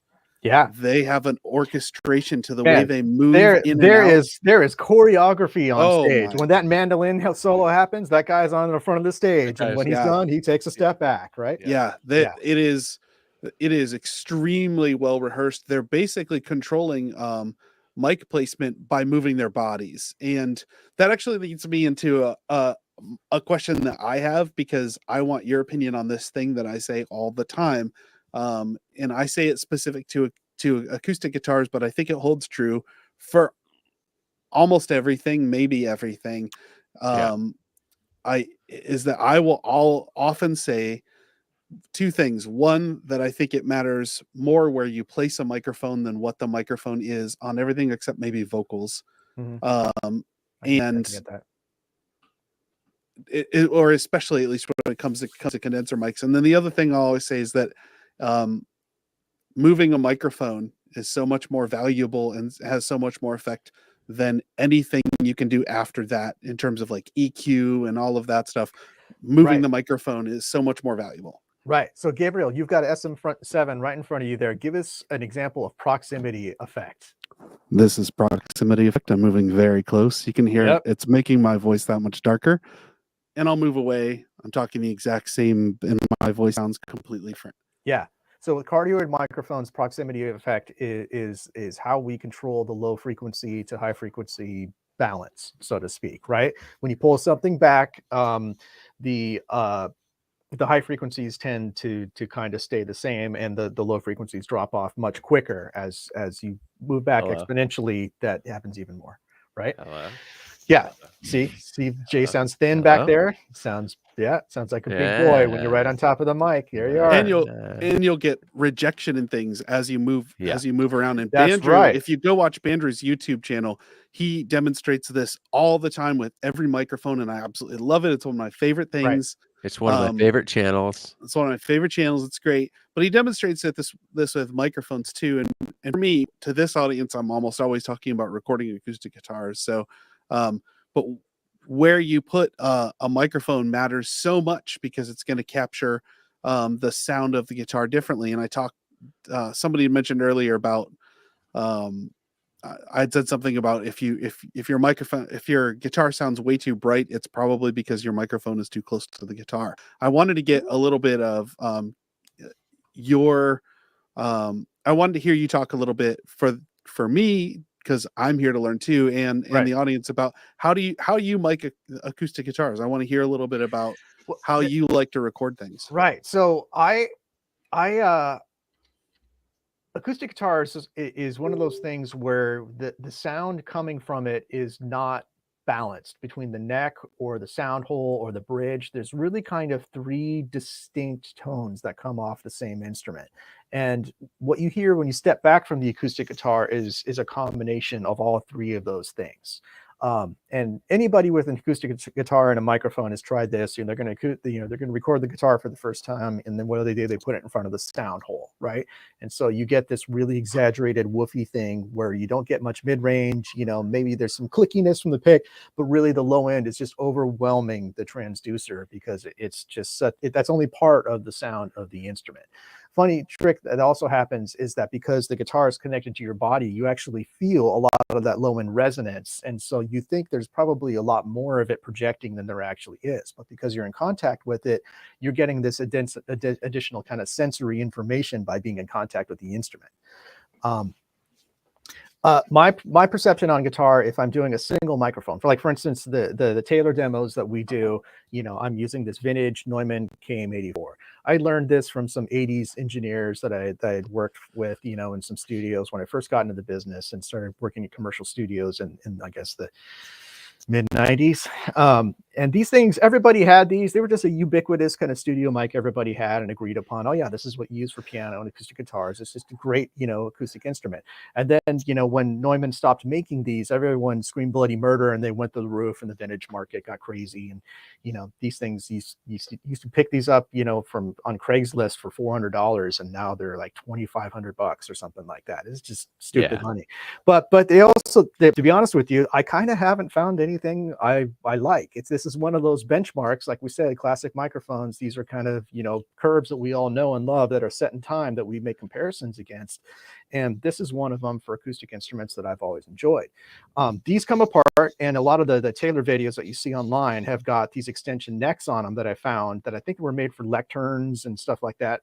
The actual diaphragm comes off the microphone, unscrews, and you can attach something goofy like this on there. This is one of the ones I don't use for Taylor, but it's just, another example of like, what was this used for? Is it, if you put this on a lectern or something like that, your microphone body is sideways? I don't understand why they made this. This was a factory Neumann gooseneck of some kind, and I don't know exactly what that one is. But what I also figured out today is that you could actually plug them into each other and build stuff like this. So the next time we do some Taylor videos, I've got some ideas I want to try. Oh, that's awesome. Oh man. And can you talk about where in general on the guitar you like to place the microphone? Yeah, for the Taylor stuff, as I started kind of playing around in the first couple demos we did together, I kind of decided that there's this wonderful area between the block of the neck and the edge of the sound hole. There's this small section of fret right there where if you back off one of these Neumann cardioids or something with a predictable kind of low end proximity, I'm back about 8 inches or something like that, 8 or 9 inches typically. No, that's a different trick. That's something we'll talk about later for like electric guitar. But yeah, I will actually take a ruler, or one of these kind of measuring tapes, up to the guitar, because for whatever reason, I come in here and I sit down in the control room and I look out there and it's like, I don't know, it looks like he maybe moved in the chair a little bit. I walk out there constantly and remeasure and move those microphones to try to be as consistent as possible. Hopefully that's something that's represented in the recordings I give you, Gabriel, but there is some attention to detail. Very to make represented. Yeah. And it's fun for me too, because then, I get to listen to 100 models of guitar, and listen to these things through the same speakers in the same room. And even though the players oftentimes are rotated out, it is so fun to hear the differences in wood and bracing and all this stuff. I'm a total nerd for that stuff. I go through the same thing with drums, same thing with electric guitars. I mean, it's just like, I want to hear it all and know, what I like and don't like about these things. And the process of recording those Taylor videos has been really fun for me. What are you talking about, Robert? There's definitely a test after this. One of the things I think that hopefully everybody should kind of note about that too is, and one of the things I think that's so important about what you bring to those. And again, if you haven't been to the Taylor website lately, there's so much information about guitars now, and there's so many videos so you can hear everything. But what Ben is doing and bringing with his expertise and his care and attention to detail really allows us to eliminate like when I get tracks to mix, what it does is eliminate so many variables, player position, distance. So it's allowing us to apply the same situation to every guitar so that you're hearing the most accurate representation, hopefully, of again what I'm going for when I mix them, which is honestly pretty minimal. But the idea is to create the most accurate representation of what the guitar would sound like if you're playing it. That's what I'm always aiming at. It's such a fun thing to be able to do something like that repetitively, and reproduce the same thing and try to construct ways where you're listening to the instrument. I mean, the player's there, the player will change, but it's the same room, it's the same microphone exactly, in the same distance, and same electronics. I've got notes, that how to recreate all that every time I come back in for one of those direct-to-consumer videos, or even just the individual product stuff. And there's something fun about that, like I said, just purely engineering nerdness to be able to have, the same electrical experience at all these different instruments. It's like, how often do you get to do that? That's crazy. Have you and I'm super curious about this because clearly you're a recording super nerd like I am, and Jay and Mike and the whole feed. And you're talking about listening to all these different guitars and tone woods. Has that informed you in other projects, just like hearing so many different woods and body shapes and all that? Has that kind of resulted in anything for you? Time out real quick. There's only good questions and great questions. That was a great question. Good job. Good job. Sorry, Ben, to cut you off. Yeah. I mean, I already knew quite a bit. I got kind of thrown into coming from a rock and roll world and being a Hammond organ player and stuff like that. I didn't know a lot about bluegrass music and bluegrass recording, but one of the first records I got into when I started into the commercial music system were these bluegrass etc. records with Dennis Kaplinger and John Moore and some of these kind of all-star kind of San Diego, pickers down here. And I got thrown into this thing where it's like they had these collections of instruments, old beautiful instruments that these that the likes of which I've never seen again, but they were so into them, and they were so into communicating to me, this green engineer at the time, it's like what's good and bad about each of these and what they do well, and the woods, and all this. I've always been interested in guitar stuff, and not being a guitar player. Here's where I fess up here. I work with 30 plus guitar players a year, and I've never actually played one before. And before that, when I was in high school, I worked at a guitar store, and I never played guitar before. So it's like I've always been around it. I've always been super into it. It's always been the music that I love and connected with. But it's like you're talking, somebody who knows a lot of sports, stats, who've never been, a professional ball player, but knows everything. Those guys are fun to me, and also are the guitar guys. And so every time I get to pick those dudes' brain, I learn so much experientially. Yeah, absolutely. I learned a lot about that stuff. The changes in embracing, the recent changes in embracing and stuff like that. That's really where I heard some things open up and harmonically things change in the Taylor line. I'd always been familiar with some of the models that have been around forever that have showed up at the studio. I've been next to on stage, even things like that. I kind of knew what those palettes were, but some of the more recent models really blew me away. And I can remember, Gabe, you'll appreciate this. I can remember sitting in the control room when we were doing one of our demos, and Daniel was the person playing the guitar. Oh, he's great. Yeah, Daniel's great. Yeah, he was playing a 517, and Ben just went, "What's that? What's that? What is that guitar?"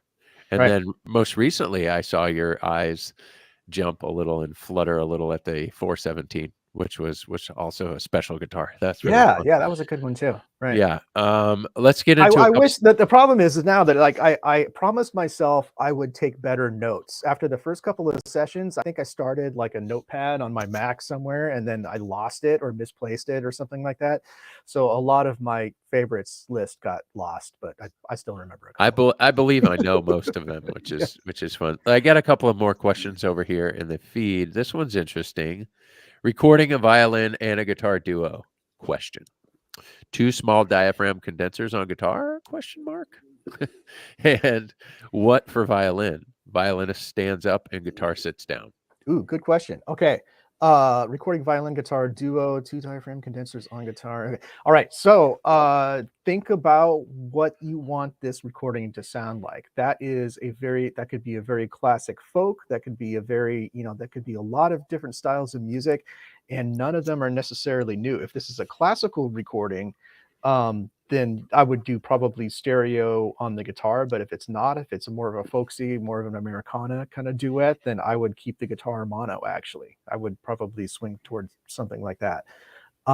Small condensers on the guitar. Yeah, I'm a big fan of the small condensers on guitars, especially if the guitar has to compete with other instruments. If it's a solo guitar, in vocals, sometimes I will like larger diaphragm, but I think there's something about the compact efficiency of the low end on the small diaphragms that really represents the voice of the instrument very, very well. There's a scalability thing with microphones where if you know what it's going to compete against, you can better choose the tool to make it fit its application.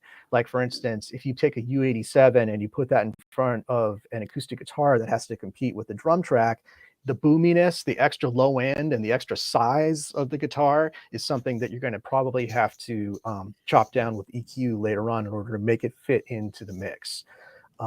If you start with a small diaphragm microphone and you know the guitar is going to compete with something else, oftentimes they'll just fit nicely automatically. Peter followed up and did say it is a classical duo. Oh, classical duo, yeah.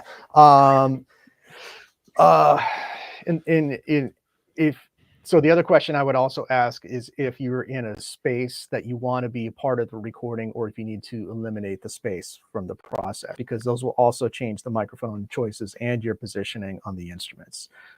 Pretty much in no time in my life have I preferred the pickup sound over a microphone on an acoustic instrument. It really, to me, is such a different feeling thing that especially for classical, you're going to have to find a balance of a microphone placement that takes care of the room equation. That's still the other part that matters.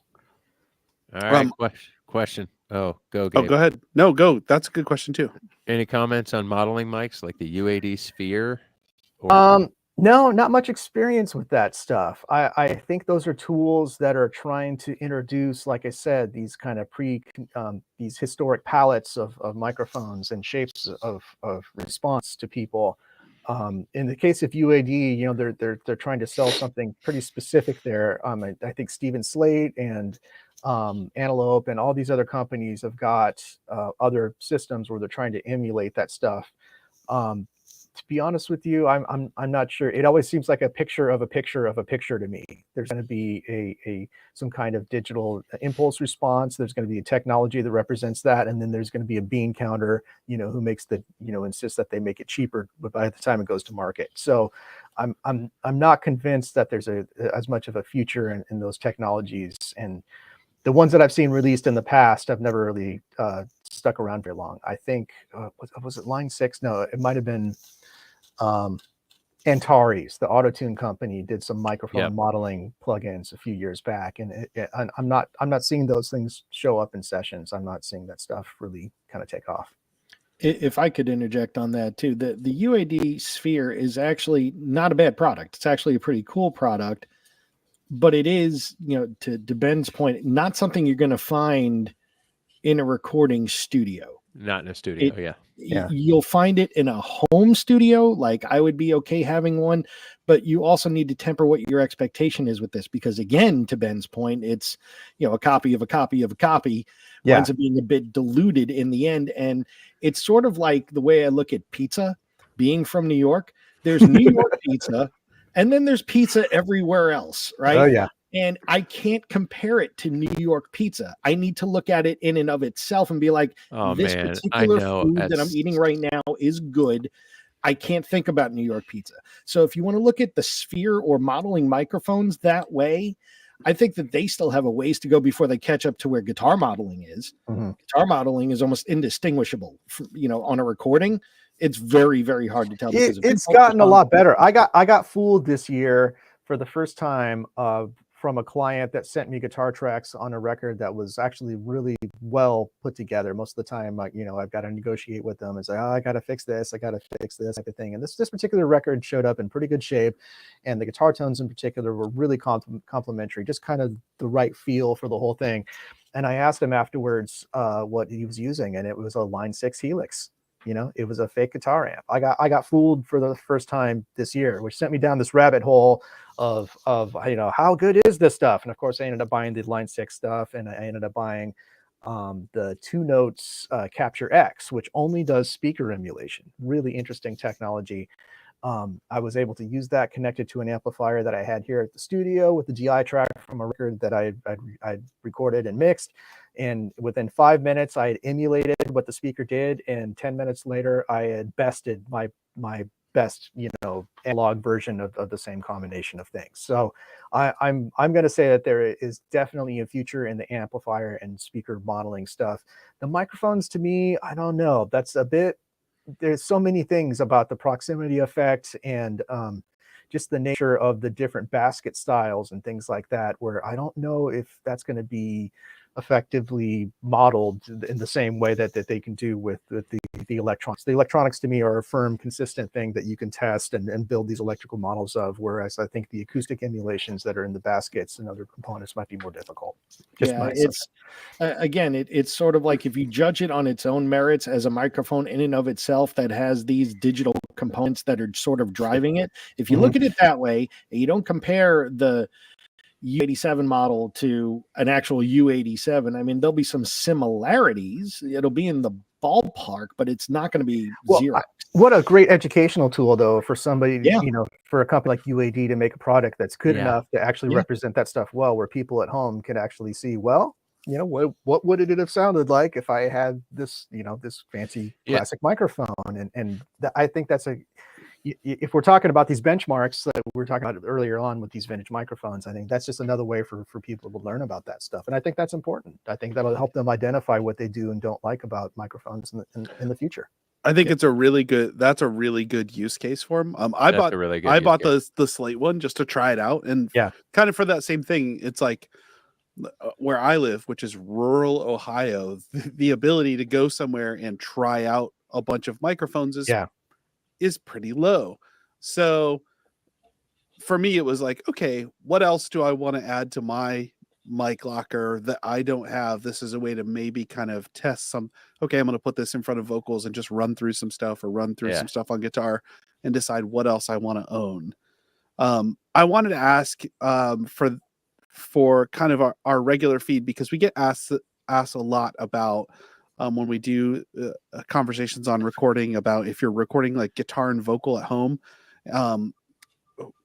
We were talking a little bit earlier about mic placement, and I wondered if you can make some recommendations on that. And then also if you could make some recommendations on maybe good microphones for people who are getting started in recording, maybe who want to try out recording themselves at home a bit before they're ready to come see you. So if there are some good recommendations that they might use there for like guitar and vocal. So the hard part there's this physics thing. If you're singing and playing guitar at the same time, you have two sound sources that are pretty close next to each other. And unfortunately, with the limitations of physics, there's not going to be a way to 100% separate those to mix later on. If it's an acoustic guitar and something that complements your voice well, and you play, it's maybe better off to have a single microphone backed off that captures both of them, if your space is, neutral enough to not be annoying. Most people don't live in those places. Those are typically recording studios. So I would say that's a really tough one. Oftentimes, if clients, come up to me and they want to do a live vocal and acoustic guitar at the same time, I kind of need to ask them, is that really what you want? Because that's going to limit what I can do later on, in the mixing process. There was that thing we did with Heather Nation recently, which was a good example of me just getting lucky. I had a classic Sony C37A tube mic on the vocal, and I think I don't remember what I used on the guitar, but there was just enough rejection there to meet her vocal style, which wasn't too loud. work where I could balance the mix well without having these weird things. What happens is, if for those of you who haven't tried this, is that you will be playing and singing, and then suddenly a note that you sing with your voice will suddenly be twice as loud through the guitar mic, unexpectedly, and the other ones you will hear consistent. It's like you sing part of the melody, and some of it will just punch through the guitar, and there's nothing you can do about it. If you try to filter it out of the guitar, then it ends up you're creating oftentimes more issues. It's just a physics thing that the two microphone points are next to each other. Sound travels at a consistent speed, through the air at most temperatures. So there's not really a way to 100% eliminate bleed through between the two positions. I have had good results, like I said, with figure 8 ribbon mics, like Royers and even SF12s if you're using stereo mics. Those are good in the way because, like I said, there's a predictable dead space that if you could find a way to position the person and the vocal mic and the guitar mic in the right place, you can create this wonderful dead space. But if it's a loud singer, that's a really tough equation. That becomes really difficult to do well. Interesting. I got a question here. It's a good one. So we've established that small diaphragm condenser mics are good for guitars. Excellent for guitars, yeah. What is the best for vocals if there are two different people in parts of the room? That's let's a good start by question. just attacking what kind of mics are best for vocals in general. Yeah. Well, I think a lot of people most people kind of associate vocal mics as being large diaphragm microphones. Like a 414 is a large diaphragm vocal mic, as is a U87 or U67, M49s. There's just this laundry list of large diaphragm microphones, and a lot of the classic ones are catching incredible amounts of money nowadays. I'm seeing these old Neumann mics go upwards of $14,000-$15,000 all day long now on Reverb and eBay, which is really sad because, to be honest with you, some of the reissues that they're getting right, the U67 reissue is like that close to being right, and it's great. Man, I was blown away by that, and even the old grumpy German guys are saying, yeah, that's pretty much it. So it's been really neat to see Neumann kind of step up to the plate and do some of that stuff well, where they've been called out numerous times for making reissues that were kind of noticeably not as good as the originals. In the case that we're talking here with this recording, we have established a small diaphragm. What is best for vocals if there are two different people in parts of the room? So are we saying two different singers, or is the guitar player just off the other side and the vocalist is in the same room but further away? I think they're saying there's two different vocalists. Different vocalists, yeah. Well, I think the important thing is finding a microphone that complements the singer well and the singer's style. I will pick something typically, just in conversations or listening to tests. Oftentimes, if it's somebody that I think would be that doesn't occur naturally, just hearing their singing voice or knowing their singing voice, what it is, I'll set up multiple microphones and we'll just take, hey, let's do first verse on the Neumann. Okay, first verse on the Sound Deluxe. Okay, first verse on this other mic. Oftentimes you could tell the shape of their voices, like a hard, harsh nose to it. It's like you could almost talk like people's voice like wine. Oh, that's got too much of a nose to it. This has got, like a fruity bass, or whatever it is. There's just so many different ways to talk about the shape of somebody's voice. And by experimentation and just setting up multiple microphones, and listening, oftentimes you'll find one that just kind of sticks out as like, oh yeah, that sounds like them. The other ones, if you choose a microphone with too much of like a Neumann-y kind of mid-range nose to it, and on somebody whose voice is already kind of irritating, it's only going to make it worse. So oftentimes you pick microphones that kind of complement in other ways. Like if they, like I said, a big loud nose, kind of harsh voice, maybe a 414 would be better because it's really kind of slick and kind of softens that mid-range area. A lot of it is just kind of knowing the palettes of the microphones and choosing the right tool for the right job. I don't think necessarily, given the equation of this particular recording, that I could necessarily recommend one large diaphragm over another in that situation without knowing who the singers are. Hey Fred, I want to clarify this. I saw this come up in a previous broadcast. Taylor guys liked large diaphragms for guitar. The question, I believe, was if you could pick one microphone for everything, And I think a lot that of was us, the question. that was the the exact question. And it was, there were some Telefunkens in there. I think 251 was one. I think U87s were one. So the question was if you could pick one mic. I Man, think I have a love and affinity for the original 251s. Those are something I had a lot of experience with at Big Fish up in Rancho Santa Fe. It's kind of a resort style studio here in San Diego where I worked for a long time. They had an original one, which was just fantastic. And then later on, as I worked in other places and we rented those mics, spending pretty good chunks of budget to get that stuff down to San Diego because there's nobody down here who rents those things. I found some inconsistencies, in the quality of those microphones. I think the first one I had access to up at Big Fish was probably the better one. Sure. And then later on, some of the other rental ones kind of got better as I worked at some rooms in LA and some other places. They seem to have access to kind of both. There's just no way to tell until you get there, of course, but it's like some of them were better and some of them were worse. If I had one microphone that kind of did it all, I would lean towards that. The David Bach recreation of that microphone that I've relied upon for quite a while does a very good job of kind of fulfilling, I think, what the natural original model did. Yeah, we had Jason Scherner from Telefunken. Oh yeah, right. He brought one of the newer ones, right? One of the reissues, and after using it, and he let me use it and record some stuff with it and just check it out.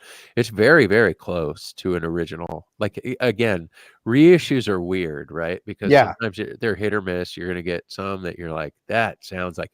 Neumann did that for a little bit. I remember in about 2007 era, they came out with a bunch of reissue U87s, and they were like, why are you spending money on this? But it happens. It happens. Anyway, I think that was mine too. 251 is kind of the it's funny. It's like and this is up to this point, there's been a lot of like, hey, basic, this is how things kind of work. This is diaphragms and the technologies and all this stuff. I'm a little bit of a heretic engineer in certain ways because a lot of the benchmark stuff that generations of engineers have known and loved, it's like I really don't have a lot of love for. Like the U87, for instance, is, if I'm doing a voiceover to help somebody out here in the building, sure, I'll use a U87. But my other favorite application for those mics is toms on drums. I love them on toms. But like everything else, I seem to have other kind of first picks for. I like 57s a lot, but what I kind of like even better is the predecessor, which is the Unidyne 3. These things are fantastic. And they're let's play that game. Oh yeah.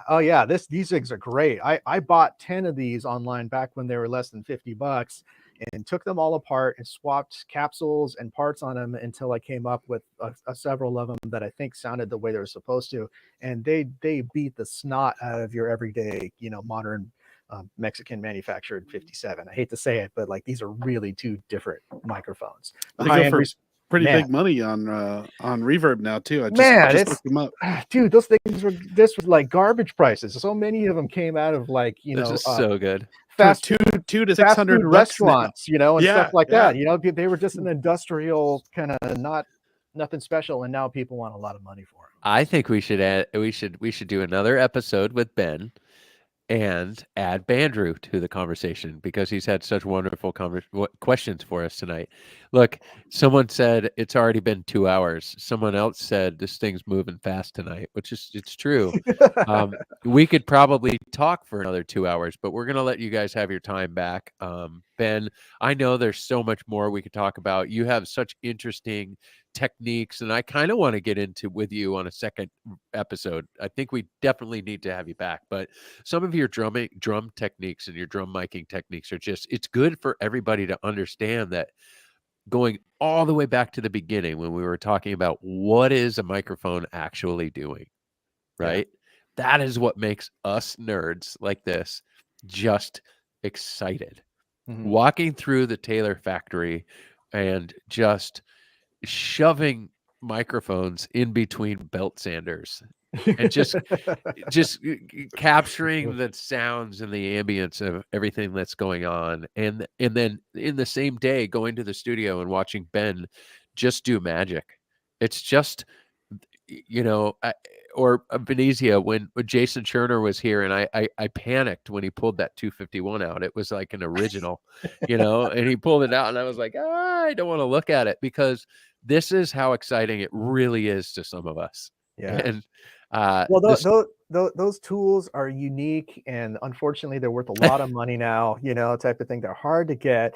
Not everybody has access to them, but man, there are just certain things that I after all these years, you hopefully we all get better at this, right? And we learn about the tools and we learn about the process, and you're always trying to do something better than you did before. And unfortunately, stuff like that is going to be harder and harder for people to come by. If you got to hold an original 251 in your hands, you're going to one of the few people that who will have had that pleasure. Gabe, Ben, Zach Brown has one, right? Mm-hmm. Remember? And he recorded his vocal part for "I Know What Love Is" with this 252. It was like such a beautiful microphone, and Gabe and I chuckled a little, because it's like on an iPhone 3G. He filmed it. He filmed it like on a flip phone, but but in like his living room, in like a $25,000 microphone. iPhone 3. Yeah, and I was like, dude, his vocal sounded so good though. So you can't. We'll film something on a potato all day long, but as long as the recording sounds good. Sounds great. Robert, very expensive potato. Very expensive potato. Robert, yes, we have still yet to reopen our factory tours since 2020, when we shut down for a pandemic.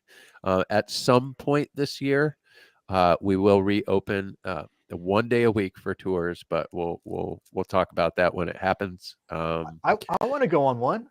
You've been promised. I know you can go at any time because you're here, so you could just come here and we'll show you a tour. I think we should do 2 minutes of sports real quick and wrap this thing up, and then I'm going to change the trivia question tonight, and I'm going to let Paul Tobias answer it. Is that okay? Depends. Yeah. Okay, it's gonna be a question. Only if he and Mike are gonna battle it out over who's right. That's my favorite version. It is gonna be a battle about who's right. So, Bandrew, we loved you being involved with this episode. We loved everybody coming and hanging out with us tonight. I know it was extra nerdy. Mom, I know you saw a different side of your son tonight. You're gonna have some questions, and you're gonna call me and be like, "What in the heck was that about?" But just trust me. It's a really interesting addiction that I have, and that is the idea of recording stuff. It is magical to me, and I thoroughly love this part of my job. So let's do 2 minutes of sports. We're going to play a useless clip. Here it goes. Let me find this useless. Okay, we need new useless clips, but this one's still funny because it has to do with basketball. I spent all week in a studio with last week in a studio with Will Yip. I did not have time to make new useless clips. I know Will's so great though. Okay, ready? Useless clip. 2 minutes of sports.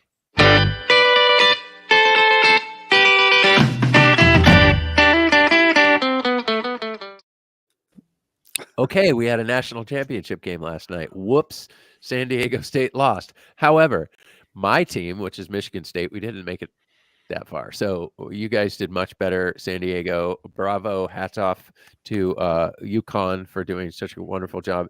College basketball is amazing, but what is the best sport in the world is baseball, and baseball is back. And Aaron Judge is already knocking home runs out of this place. He worked my Giants just a little. That's fine. I'm wearing a San Diego hat, but I am a Giants fan and a Tigers fan. We all know this. Gabe, how does your team look this year? First in AL Central and currently up 3-2 against the A's. Okay, first in AL Central. With all due respect to that, you've played 5 games. We're still killing it. Oh my goodness. Mike, could you tell him some of the Yankee stuff? Throw some of that Yankee stuff at him real quick. Which part? The all of it. 27 championships. Keep going. Cleveland for life, buddy. Cleveland for life. How many MVPs, including last year's MVP? How much do y'all spend on payroll again? Yeah, how much did we not spend on Aaron Judge until he hit 62 home runs? Yeah, everybody else is a farm team for the billionaires. There is a lot of homegrown Yankees talent. Yeah. There's also not. So, All right. but listen, they could be the Mets, and they're not, because Max Scherzer gave up back-to-back-to-back home runs in the 6th inning tonight. Go Scherzer. He was on the Tigers once. Hey, He Ben, was. do you care about baseball? No. Awesome. No, Yes. Nice. Yes, that's the best part Yeah. of 2 Minutes of Sports. I love 2 Minutes of Sports when like the guest just doesn't even care. Like when You know when what? Andy What I Powers- learned about baseball is I worked on a couple Tim Flannery records. Okay. And Tim was kind of local here in the community. He moved up to San Francisco for a while, but working with him, I discovered that some of these sports dudes, are just lovely, awesome people. I had nothing but good things to say about the experience of working with him and on his music and with his band. And yeah, so that's it. That's my experience. Also, he brought back a bunch of moonshine from someplace, and I had the worst hangover in my life. Thanks, Tim. Okay. And this guy who you recorded with recently Oh yeah. is in a band with somebody who's a really big Cubs fan. Who's that guy with that guitar right there? Trivia question number 1. Who is that? Do we know? That's Jeff Ament from the band Pearl Jam. Yeah. Ladies and gentlemen. Mm-hmm. If Ben he was knows wearing everybody. a bass, It's everybody pretty would wild. know, but he wasn't. Yeah, right. If he was holding the bass, it was called trickery right there. Okay. That's right. So I think, Mike, do you have a Mike's question? Sure, why not? I can come up with something good. What was the we got to feed the ducks while I ask this question. He's got the fire going behind him. It's perfect. Yeah, that feed the duck. I'll do proximity effect. ASMR. All right, ready? You ask him a question. We'll feed the ducks real quick. Ready? Go. Ben, in recording, we have what we call the happy accident, right? This is What would be your happiest accident when recording that you could recall, and how did that happen? Question. There are these great moments with the electric guitar when if they've got single coil pickups where you hear the drum kit through the guitar amplifier. There's this natural effect that happens because the pickups are so weird and sensitive in the wrong kind of way that when the guitar player turns towards the drummer while he's playing, you hear a distorted version of the drum kit come through the guitar amp. Those are always thrilling. A couple of those have made their way onto not only Hot Snakes records, but a bunch of other bands that I've worked with. It's just one of those things where this terrifying version of the drum kit just kind of shows up suddenly, and you don't know where it came from. It's like, those aren't my mics. Where did that come from? And you realize it's actually coming through the electric guitar pickups, through the guitar amp, and then onto the guitar tracks. Those are always happy accidents. Those are super that's so awesome. That's great. Yeah. John, we agree. Andy's just flying all over the world. His arms are tired. One of these days, Andy Lund will be back in the North Woods and he'll join the show. And make all the songs. We'll get it. Tex, here's Tex here's a trivia question. How many Taylor guitars have I purchased? How many have I given to family members? How many have I donated? 15, 4, and 3. That's a good question. Those are my answers. 15, Final 4, answer, and 3. Final answer. Yeah. Okay. I'm probably very wrong, but okay. That's what I'm going with. Okay. That would leave Tex with a net of 8 Taylor guitars. So. All right. So you know how this works. We have this is not going to be Evan's question because Evan didn't write this question. I wrote this question and I just wrote it right now. And the only person who's allowed to answer the question is Paul Tobias. That's fair, right? We never let him answer the question. So I'm sorry to the rest of you in the feed. The only person who can answer this question is Paul Tobias. I already know what this question is going to be. Paul, in 2016, the Cubs played the then called Cleveland Indians, in the World Series. In Game 7, what was the score?